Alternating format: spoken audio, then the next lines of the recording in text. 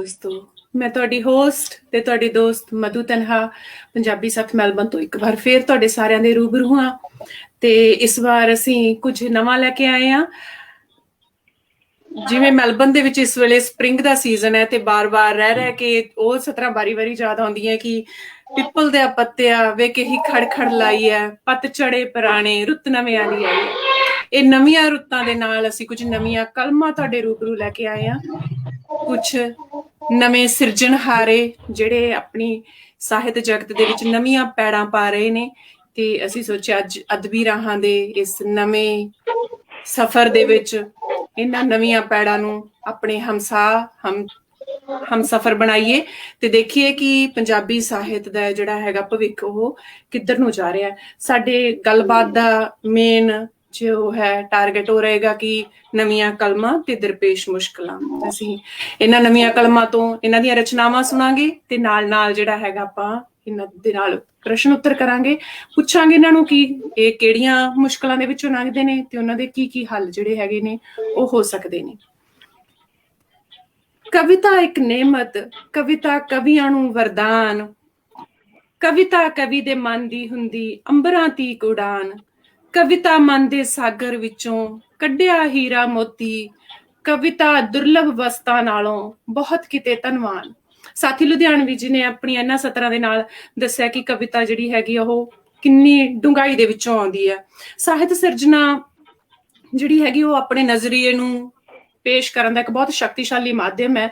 ਤੇ ਜਦੋਂ ਵੀ ਕੋਈ ਸੰਵੇਦਨਸ਼ੀਲ ਮਨ ਜਿਹੜਾ ਹੈਗਾ ਆਸ-ਪਾਸ ਦੇ ਵਰਤਾਰੇ ਤੋਂ ਦੁਖੀ ਹੁੰਦਾ ਹੈ, ਹਲੂਣਾ ਖਾਂਦਾ ਹੈ, ਤੇ ਉਹ ਜਿਹੜਾ ਆਪਣਾ ਪ੍ਰਤੀਕਰਮ ਜਿਹੜਾ ਹੈਗਾ ਆਪਣੀ ਕਲਮ ਦੇ ਜ਼ਰੀਏ ਦਿੰਦਾ ਤੇ ਕਾਵ ਰੂਪ ਜਿਹੜਾ ਹੈਗਾ ਇਸ ਨੂੰ ਪੇਸ਼ ਕਰਨ ਦਾ ਇੱਕ ਬਹੁਤ ਹੀ ਸੋਹਣਾ ਰੂਪ ਹੈ ਤੇ ਸਭ ਤੋਂ ਸ਼ਕਤੀਸ਼ਾਲੀ ਤੇ ਪ੍ਰਚਲਿਤ ਰੂਪ ਵੀ ਹੈ। ਅੱਜ ਜਿਹੜੀਆਂ ਸਾਡੇ ਨਾਲ ਕਲਮਾਂ ਜੁੜੀਆਂ ਨੇ ਇਹ ਵੀ ਕਾਵਿਕ ਰੂਪ ਦੇ ਵਿੱਚ ਜਿਹੜਾ ਹੈਗਾ ਆਪਣੀਆਂ ਭਾਵਨਾਵਾਂ ਨੂੰ ਲਿਖਦੀਆਂ ਨੇ, ਦਰਸਾਉਂਦੀਆਂ ਨੇ, ਮਨ ਦੇ ਹਲੂਣਿਆਂ ਨੂੰ ਕਵਿਤਾ ਦੇ ਰੂਪ ਵਿੱਚ ਪੇਸ਼ ਕਰਕੇ ਜਿਹੜਾ ਹੈਗਾ ਸਾਰਿਆਂ ਦੇ ਸਾਹਮਣੇ ਰੱਖਦੀਆਂ ਨੇ।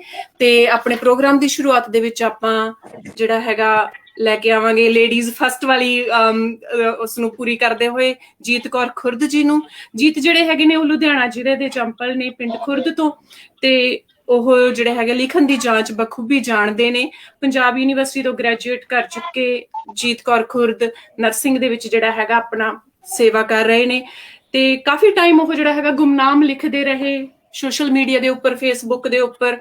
ਫਿਰ ਪਿਛਲੇ 2 ਸਾਲ ਤੋਂ ਜਿਹੜਾ ਹੈਗਾ ਜਿਵੇਂ ਉਹਨਾਂ ਨੂੰ ਹੌਸਲਾ ਅਫਜ਼ਾਈ ਮਿਲਦੀ ਰਹੀ, ਸ਼ਾਇਦ ਉਹਨਾਂ ਦੀ ਹਿੰਮਤ ਵਧੀ ਤੇ ਹੁਣ ਜਿਹੜਾ ਹੈਗਾ ਉਹ ਆਪਣੇ ਨਾਮ ਦੇ ਹੇਠ ਲਿਖਦੇ ਨੇ।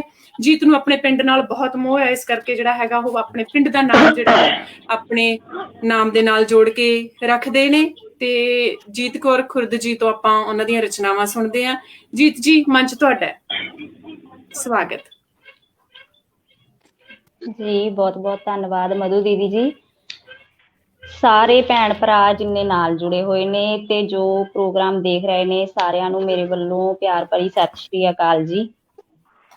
ਪੰਜਾਬੀ ਸੱਥ ਮੈਲਬੌਰਨ ਤੇ ਆਸਟ੍ਰੇਲੀਅਨ ਪੰਜਾਬੀ ਚੈਨਲ ਦਾ ਮੈਂ ਦਿਲੋਂ ਧੰਨਵਾਦ ਕਰਦੀ ਹਾਂ ਜੀ, ਜਿਹੜਾ ਸਾਨੂੰ ਨਵੀਆਂ ਕਲਮਾਂ ਨੂੰ ਸਾਰਿਆਂ ਦੇ ਰੂਬਰੂ ਹੋਣ ਦਾ ਸਾਨੂੰ ਮੌਕਾ ਦਿੱਤਾ। ਮਧੂ ਦੀਦੀ ਤੇ ਕੁਲਜੀਤ ਦੀਦੀ ਜੀ ਦਾ ਬਹੁਤ ਧੰਨਵਾਦ, ਜਿਨ੍ਹਾਂ ਨੇ ਮੈਨੂੰ ਹੌਸਲਾ ਦਿੱਤਾ ਕਿ ਮੈਂ ਸਾਰਿਆਂ ਦੇ ਸਾਹਮਣੇ ਆ ਸਕਾਂ। ਮੈਂ 2002 ਤੋਂ ਲਿਖ ਰਹੀ ਹਾਂ ਜੀ, ਤੇ ਪਹਿਲਾਂ ਮੈਂ ਬਿਲਕੁਲ ਜਿਵੇਂ ਮਧੂ ਦੀਦੀ ਜੀ ਨੇ ਦੱਸਿਆ ਘਰੋਂ ਸਪੋਰਟ ਨਹੀਂ ਸੀ, ਕੁਛ ਵੀ ਨਹੀਂ ਸੀ ਹੈ ਨਾ, ਉਹਦੇ ਕਰਕੇ ਮੈਂ ਲਿਖਦੀ ਸੀ ਗੁਮਨਾਮ। ਤੇ ਫਿਰ ਮੈਂ ਫੇਸਬੁੱਕ ਤੇ ਹੌਲੀ ਆਪਣੀਆਂ ਰਚਨਾਵਾਂ ਪਾਉਣੀਆਂ ਸ਼ੁਰੂ ਕੀਤੀਆਂ, ਉੱਥੋਂ ਮਿਲੀ ਹੌਸਲਾ ਅਫਜ਼ਾਈ ਤੋਂ ਹੁਣ ਮੈਂ ਆਪਣੇ ਨਾਮ ਹੇਠ ਲਿਖਦੀ ਹਾਂ ਤੇ ਮੈਨੂੰ ਸਾਰਿਆਂ ਤੋਂ ਉਮੀਦ ਤੋਂ ਵੱਧ ਪਿਆਰ ਸਤਿਕਾਰ ਮਿਲਿਆ ਜੀ, ਜਿਹਦੇ ਲਈ ਮੈਂ ਸਾਰਿਆਂ ਦੀ ਰਿਣੀ ਹਾਂ। ਅੱਜ ਮੈਂ ਆਪਣੀਆਂ ਰਚਨਾਵਾਂ ਪੇਸ਼ ਕਰ ਰਹੀ ਹਾਂ ਜੀ। ਮੇਰੀ ਪਹਿਲੀ ਰਚਨਾ ਹੈ ਮਾਂ ਜੀ। ਧੰਨਵਾਦ ਜੀ। ਮਾਂ, ਓ ਮਾਂ, ਰੱਬ ਤੋਂ ਸੁਚੜਾ ਤੇਰਾ ਨਾਂ, ਜਿਉਂ ਪਵਿੱਤਰ ਤੀਰਥ ਦਾ ਰਾਹ। ਮਾਂ, ਓ ਪਿਆਰੀ ਮਾਂ, ਰੱਬ ਤੋਂ ਸੁਚੜਾ ਤੇਰਾ ਨਾਂ।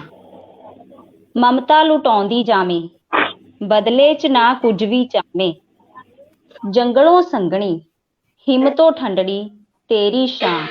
ਮਾਂ, ਓ ਮਾਂ, ਰੱਬ ਤੋਂ ਸੁਚੜਾ ਤੇਰਾ ਨਾਂ। ਜੀਤ ਜਹੇ ਨਾ ਕਦਰਾਂ ਕਰਦੇ, ਜਾ ਮਿਲਣ ਸਜਾਵਾਂ ਫਿਰ ਹੌਂਕੇ ਭਰਦੇ।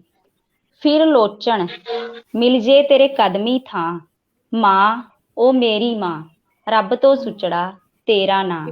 ਮਾਂ ਉਹ ਪਿਆਰੀ ਮਾਂ ਸੱਚੀ ਰੱਬ ਤੋਂ ਸੁਚੜਾ ਤੇਰਾ ਨਾਂ, ਰੱਬ ਤੋਂ ਸੁਚੜਾ ਤੇਰਾ ਨਾਂ। ਬਹੁਤ ਸੋਹਣਾ। ਬਹੁਤ ਇਸ ਦੇ ਨਾਲ ਹੀ ਮੇਰੀ ਬਹੁਤ ਦੂਜੀ ਵਧੀਆ। ਰਚਨਾ ਜੀ। ਬਹੁਤ ਖੂਬ। ਧੰਨਵਾਦ ਵੀਰੇ। ਬਣ ਬੈਠਾ ਜੋ ਮਹਿਮਾਨ ਜਿਹਾ, ਹੂੰ ਕੋਈ ਦਿਲ ਦੇ ਵਿਹੜੇ ਆਇਆ ਸੀ ਅਣਜਾਣ ਜਿਹਾ, ਕੋਈ ਦਿਲ ਦੇ ਵਿਹੜੇ ਆਇਆ ਸੀ ਅਣਜਾਣ ਜਿਹਾ।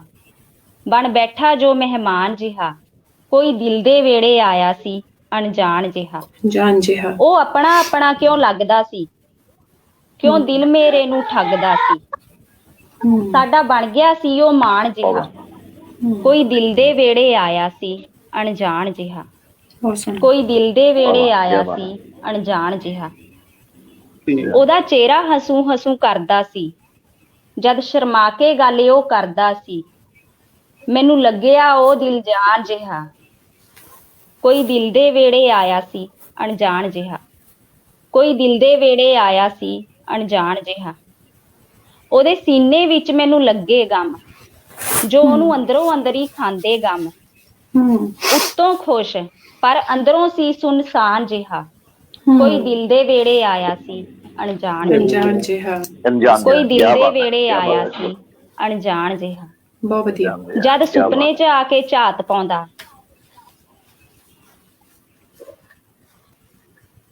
ਹੈ। ਨੈਟਵਰਕ ਵੀ ਹੋ ਗਿਆ।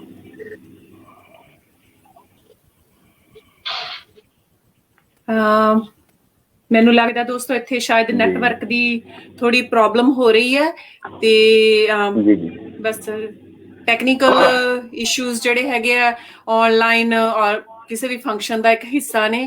ਤੇ ਉਹਨਾਂ ਚਿਰ ਮੈਂ ਜਿੰਨਾ ਚਿਰ ਜੀਤ ਕੌਰ ਖੁਰਦ ਜੀ ਵਾਪਸ ਆਉਂਦੇ ਆ, ਮੈਨੂੰ ਲੱਗਦਾ ਕਿ ਮੈਂ ਬਾਕੀਆਂ ਦਾ ਤਾਰਫ ਕਰਾ ਦਿੰਨੀ ਆ ਜਿਹੜੇ ਆਪਣੇ ਨਾਲ ਸਾਥੀ ਜੁੜੇ ਨੇ ਉਹਨਾਂ ਨੂੰ।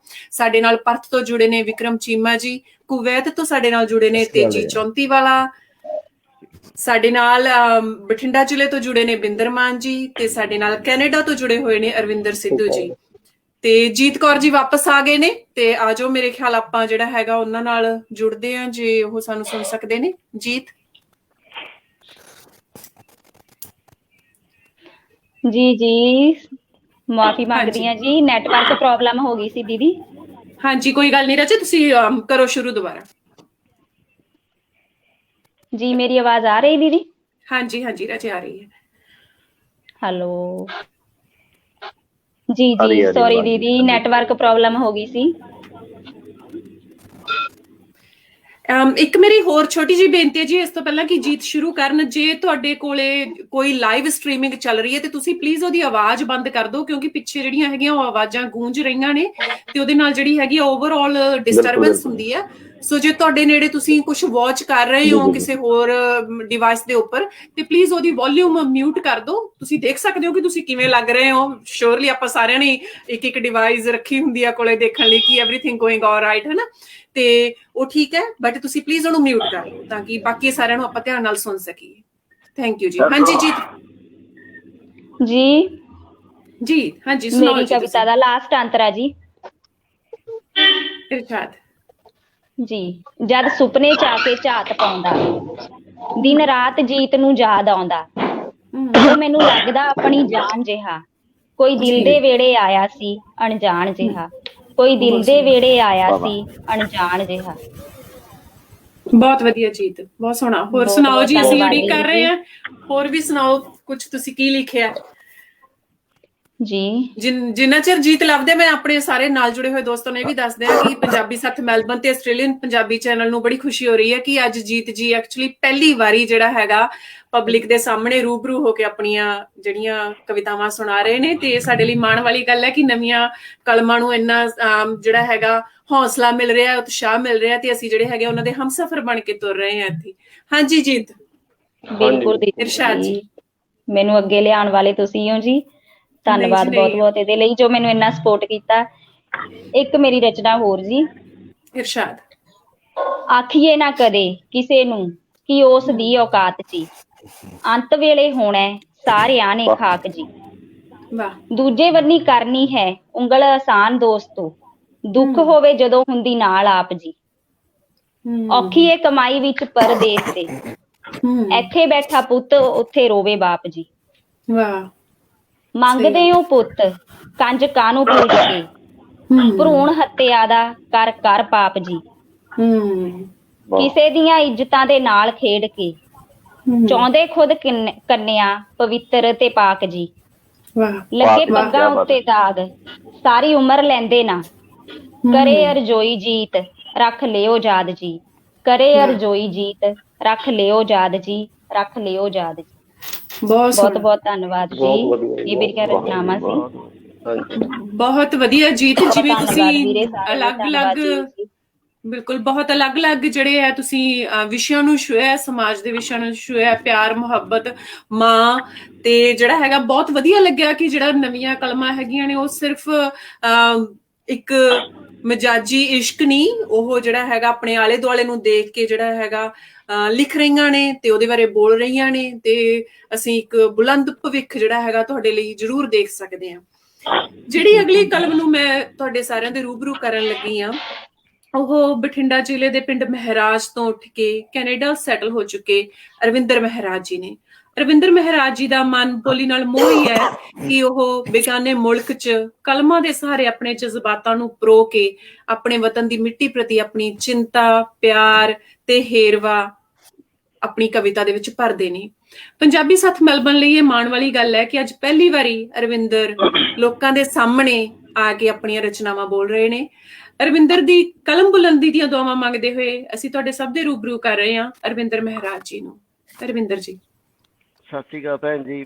ਪਹਿਲਾਂ ਤਾਂ ਸਾਰੇ ਪੰਜਾਬੀ ਸਾਥ ਮਹਿਲਵਾਨਾਂ ਨੂੰ ਸਾਰਿਆਂ ਨੂੰ ਮੇਰੇ ਸਤਿ ਸ਼੍ਰੀ ਅਕਾਲ ਮੇਰੀ ਕਬੂਲ ਕਰਿਓ। ਤੇ ਇੱਕ ਤੁਹਾਡੇ ਲਈ ਛੋਟੀ ਜਿਹੀ ਗੱਲ ਲਿਖੀ ਹੈ ਭੈਣੇ ਸਾਰਿਆਂ ਲਈ। ਕਹਿੰਦਾ ਅਸੀਂ ਨਜ਼ਰ ਤੁਹਾਡੇ ਚਾਹੇ ਆਖਰ ਦੁਆ ਕਬੂਲ ਹੋਈ। ਅਸੀਂ ਨਜ਼ਰ ਤੁਹਾਡੇ ਚਾਹੇ ਆਖਰ ਦੁਆ ਕਬੂਲ ਹੋਈ। ਮੁੱਦਤ ਬਾਅਦ ਅਹਿਸਾਸ ਹੋਇਆ ਸਿੱਧੂ ਮੁਸ਼ੱਕਤ ਨਹੀਂ ਫਜ਼ੂਲ ਹੋਈ। ਸੋ ਤੁਹਾਡੇ ਸਾਰਿਆਂ ਲਈ ਇਹ ਗੱਲ ਮੈਨੇ। ਹਾਂਜੀ। ਤੇ ਇੱਕ ਗੱਲ ਮੈਂ ਇੱਥੇ ਪਹਿਲਾਂ ਮੈਂ ਸਟਾਰਟਿੰਗ ਕਰਨਾ ਚਾਹੁੰਦਾ, ਕਿਉਂਕਿ ਮੈਂ ਆਪਣੇ ਫਾਦਰ ਸਾਹਿਬ ਨੂੰ ਬਹੁਤ ਜ਼ਿਆਦਾ ਪਿਆਰ ਕਰਦਾ ਜੀ। ਤੇ ਮੈਂ ਕਈ ਆਪਦੇ ਜਜ਼ਬਾਤ ਉਹਨਾਂ ਨਾਲ ਸ਼ੇਅਰ ਨਹੀਂ ਕਰ ਸਕਿਆ, ਵੀ ਐਕਸਪ੍ਰੈਸ ਨਹੀਂ ਕਰ ਸਕਿਆ, ਪਰ ਮੈਂ ਕੋਸ਼ਿਸ਼ ਕੀਤੀ ਵੀ ਮੈਂ ਕਿਉਂ ਨਾ, ਜੇ ਮੈਂ ਕੁਛ ਲਿਖ ਸਕਦਾ ਤਾਂ ਮੈਂ ਕੁਛ ਉਹਨਾਂ ਲਈ ਲਿਖ ਸਕਾਂ। ਮੈਨੂੰ ਪਤਾ ਮੈਂ ਕਦੇ ਕਹਿ ਸਕਿਆ ਆਪਦੇ ਦਿਲ ਦੀ ਗੱਲ, ਨਾ ਹੀ ਕਦੇ ਮੈਂ ਕਹਿ ਸਕਾਂ। ਸੋ ਧੰਨਵਾਦ ਪਹਿਲਾਂ ਤੁਹਾਡਾ ਤੁਸੀਂ ਭੈਣੇ ਮੈਨੂੰ ਮੌਕਾ ਦਿੱਤਾ ਤੁਹਾਡੇ ਚੈਨਲ ਤੇ ਆਉਣ ਲਈ। ਕਹਿੰਦਾ ਜੋ ਝੁਕਿਆ ਨਾ ਹਕੂਮਤਾਂ ਤੋਂ, ਜੋ ਝੁਕਿਆ ਨਾ ਹਕੂਮਤਾਂ ਤੋਂ ਲੈ ਸਾਰੇ ਟੱਬਰ ਨੂੰ ਬਾਹਰ ਗਿਆ। ਜੋ ਝੁਕਿਆ ਨਾ ਹਕੂਮਤਾਂ ਤੋਂ ਲੈ ਸਾਰੇ ਟੱਬਰ ਨੂੰ ਬਾਹਰ ਗਿਆ। ਮੇਰਾ ਮਾਊਂਟ ਐਵਰੈਸਟ ਜਿਹਾ ਬਾਪੂ ਓਏ ਪੁੱਤ ਦੇ ਜਜ਼ਬਾਤਾਂ ਅੱਗੇ ਹਾਰ ਗਿਆ। ਮੇਰਾ ਮਾਊਂਟ ਐਵਰੈਸਟ ਜਿਹਾ ਬਾਪੂ ਓਏ ਅੱਜ ਪੁੱਤ ਦੇ ਜਜ਼ਬਾਤਾਂ ਅੱਗੇ ਹਾਰ ਗਿਆ। ਜਿਹਦੇ ਉਂਗਲ ਨਹੀਂ ਸੀ ਕੋਈ ਚੱਕ ਸਕਦਾ, ਜਿਹਤੇ ਉਂਗਲ ਨਹੀਂ ਕੋਈ ਚੱਕ ਸਕਦਾ, ਬੰਦਾ ਲੱਡੂ ਵੀ ਮਿਹਣਾ ਮਾਰ ਗਿਆ। ਮੇਰਾ ਮਾਊਂਟ ਐਵਰੈਸਟ ਜਿਹਾ ਬਾਪੂ ਓਏ ਅੱਜ ਪੁੱਤ ਦੇ ਜਜ਼ਬਾਤਾਂ ਅੱਗੇ ਹਾਰ ਗਿਆ।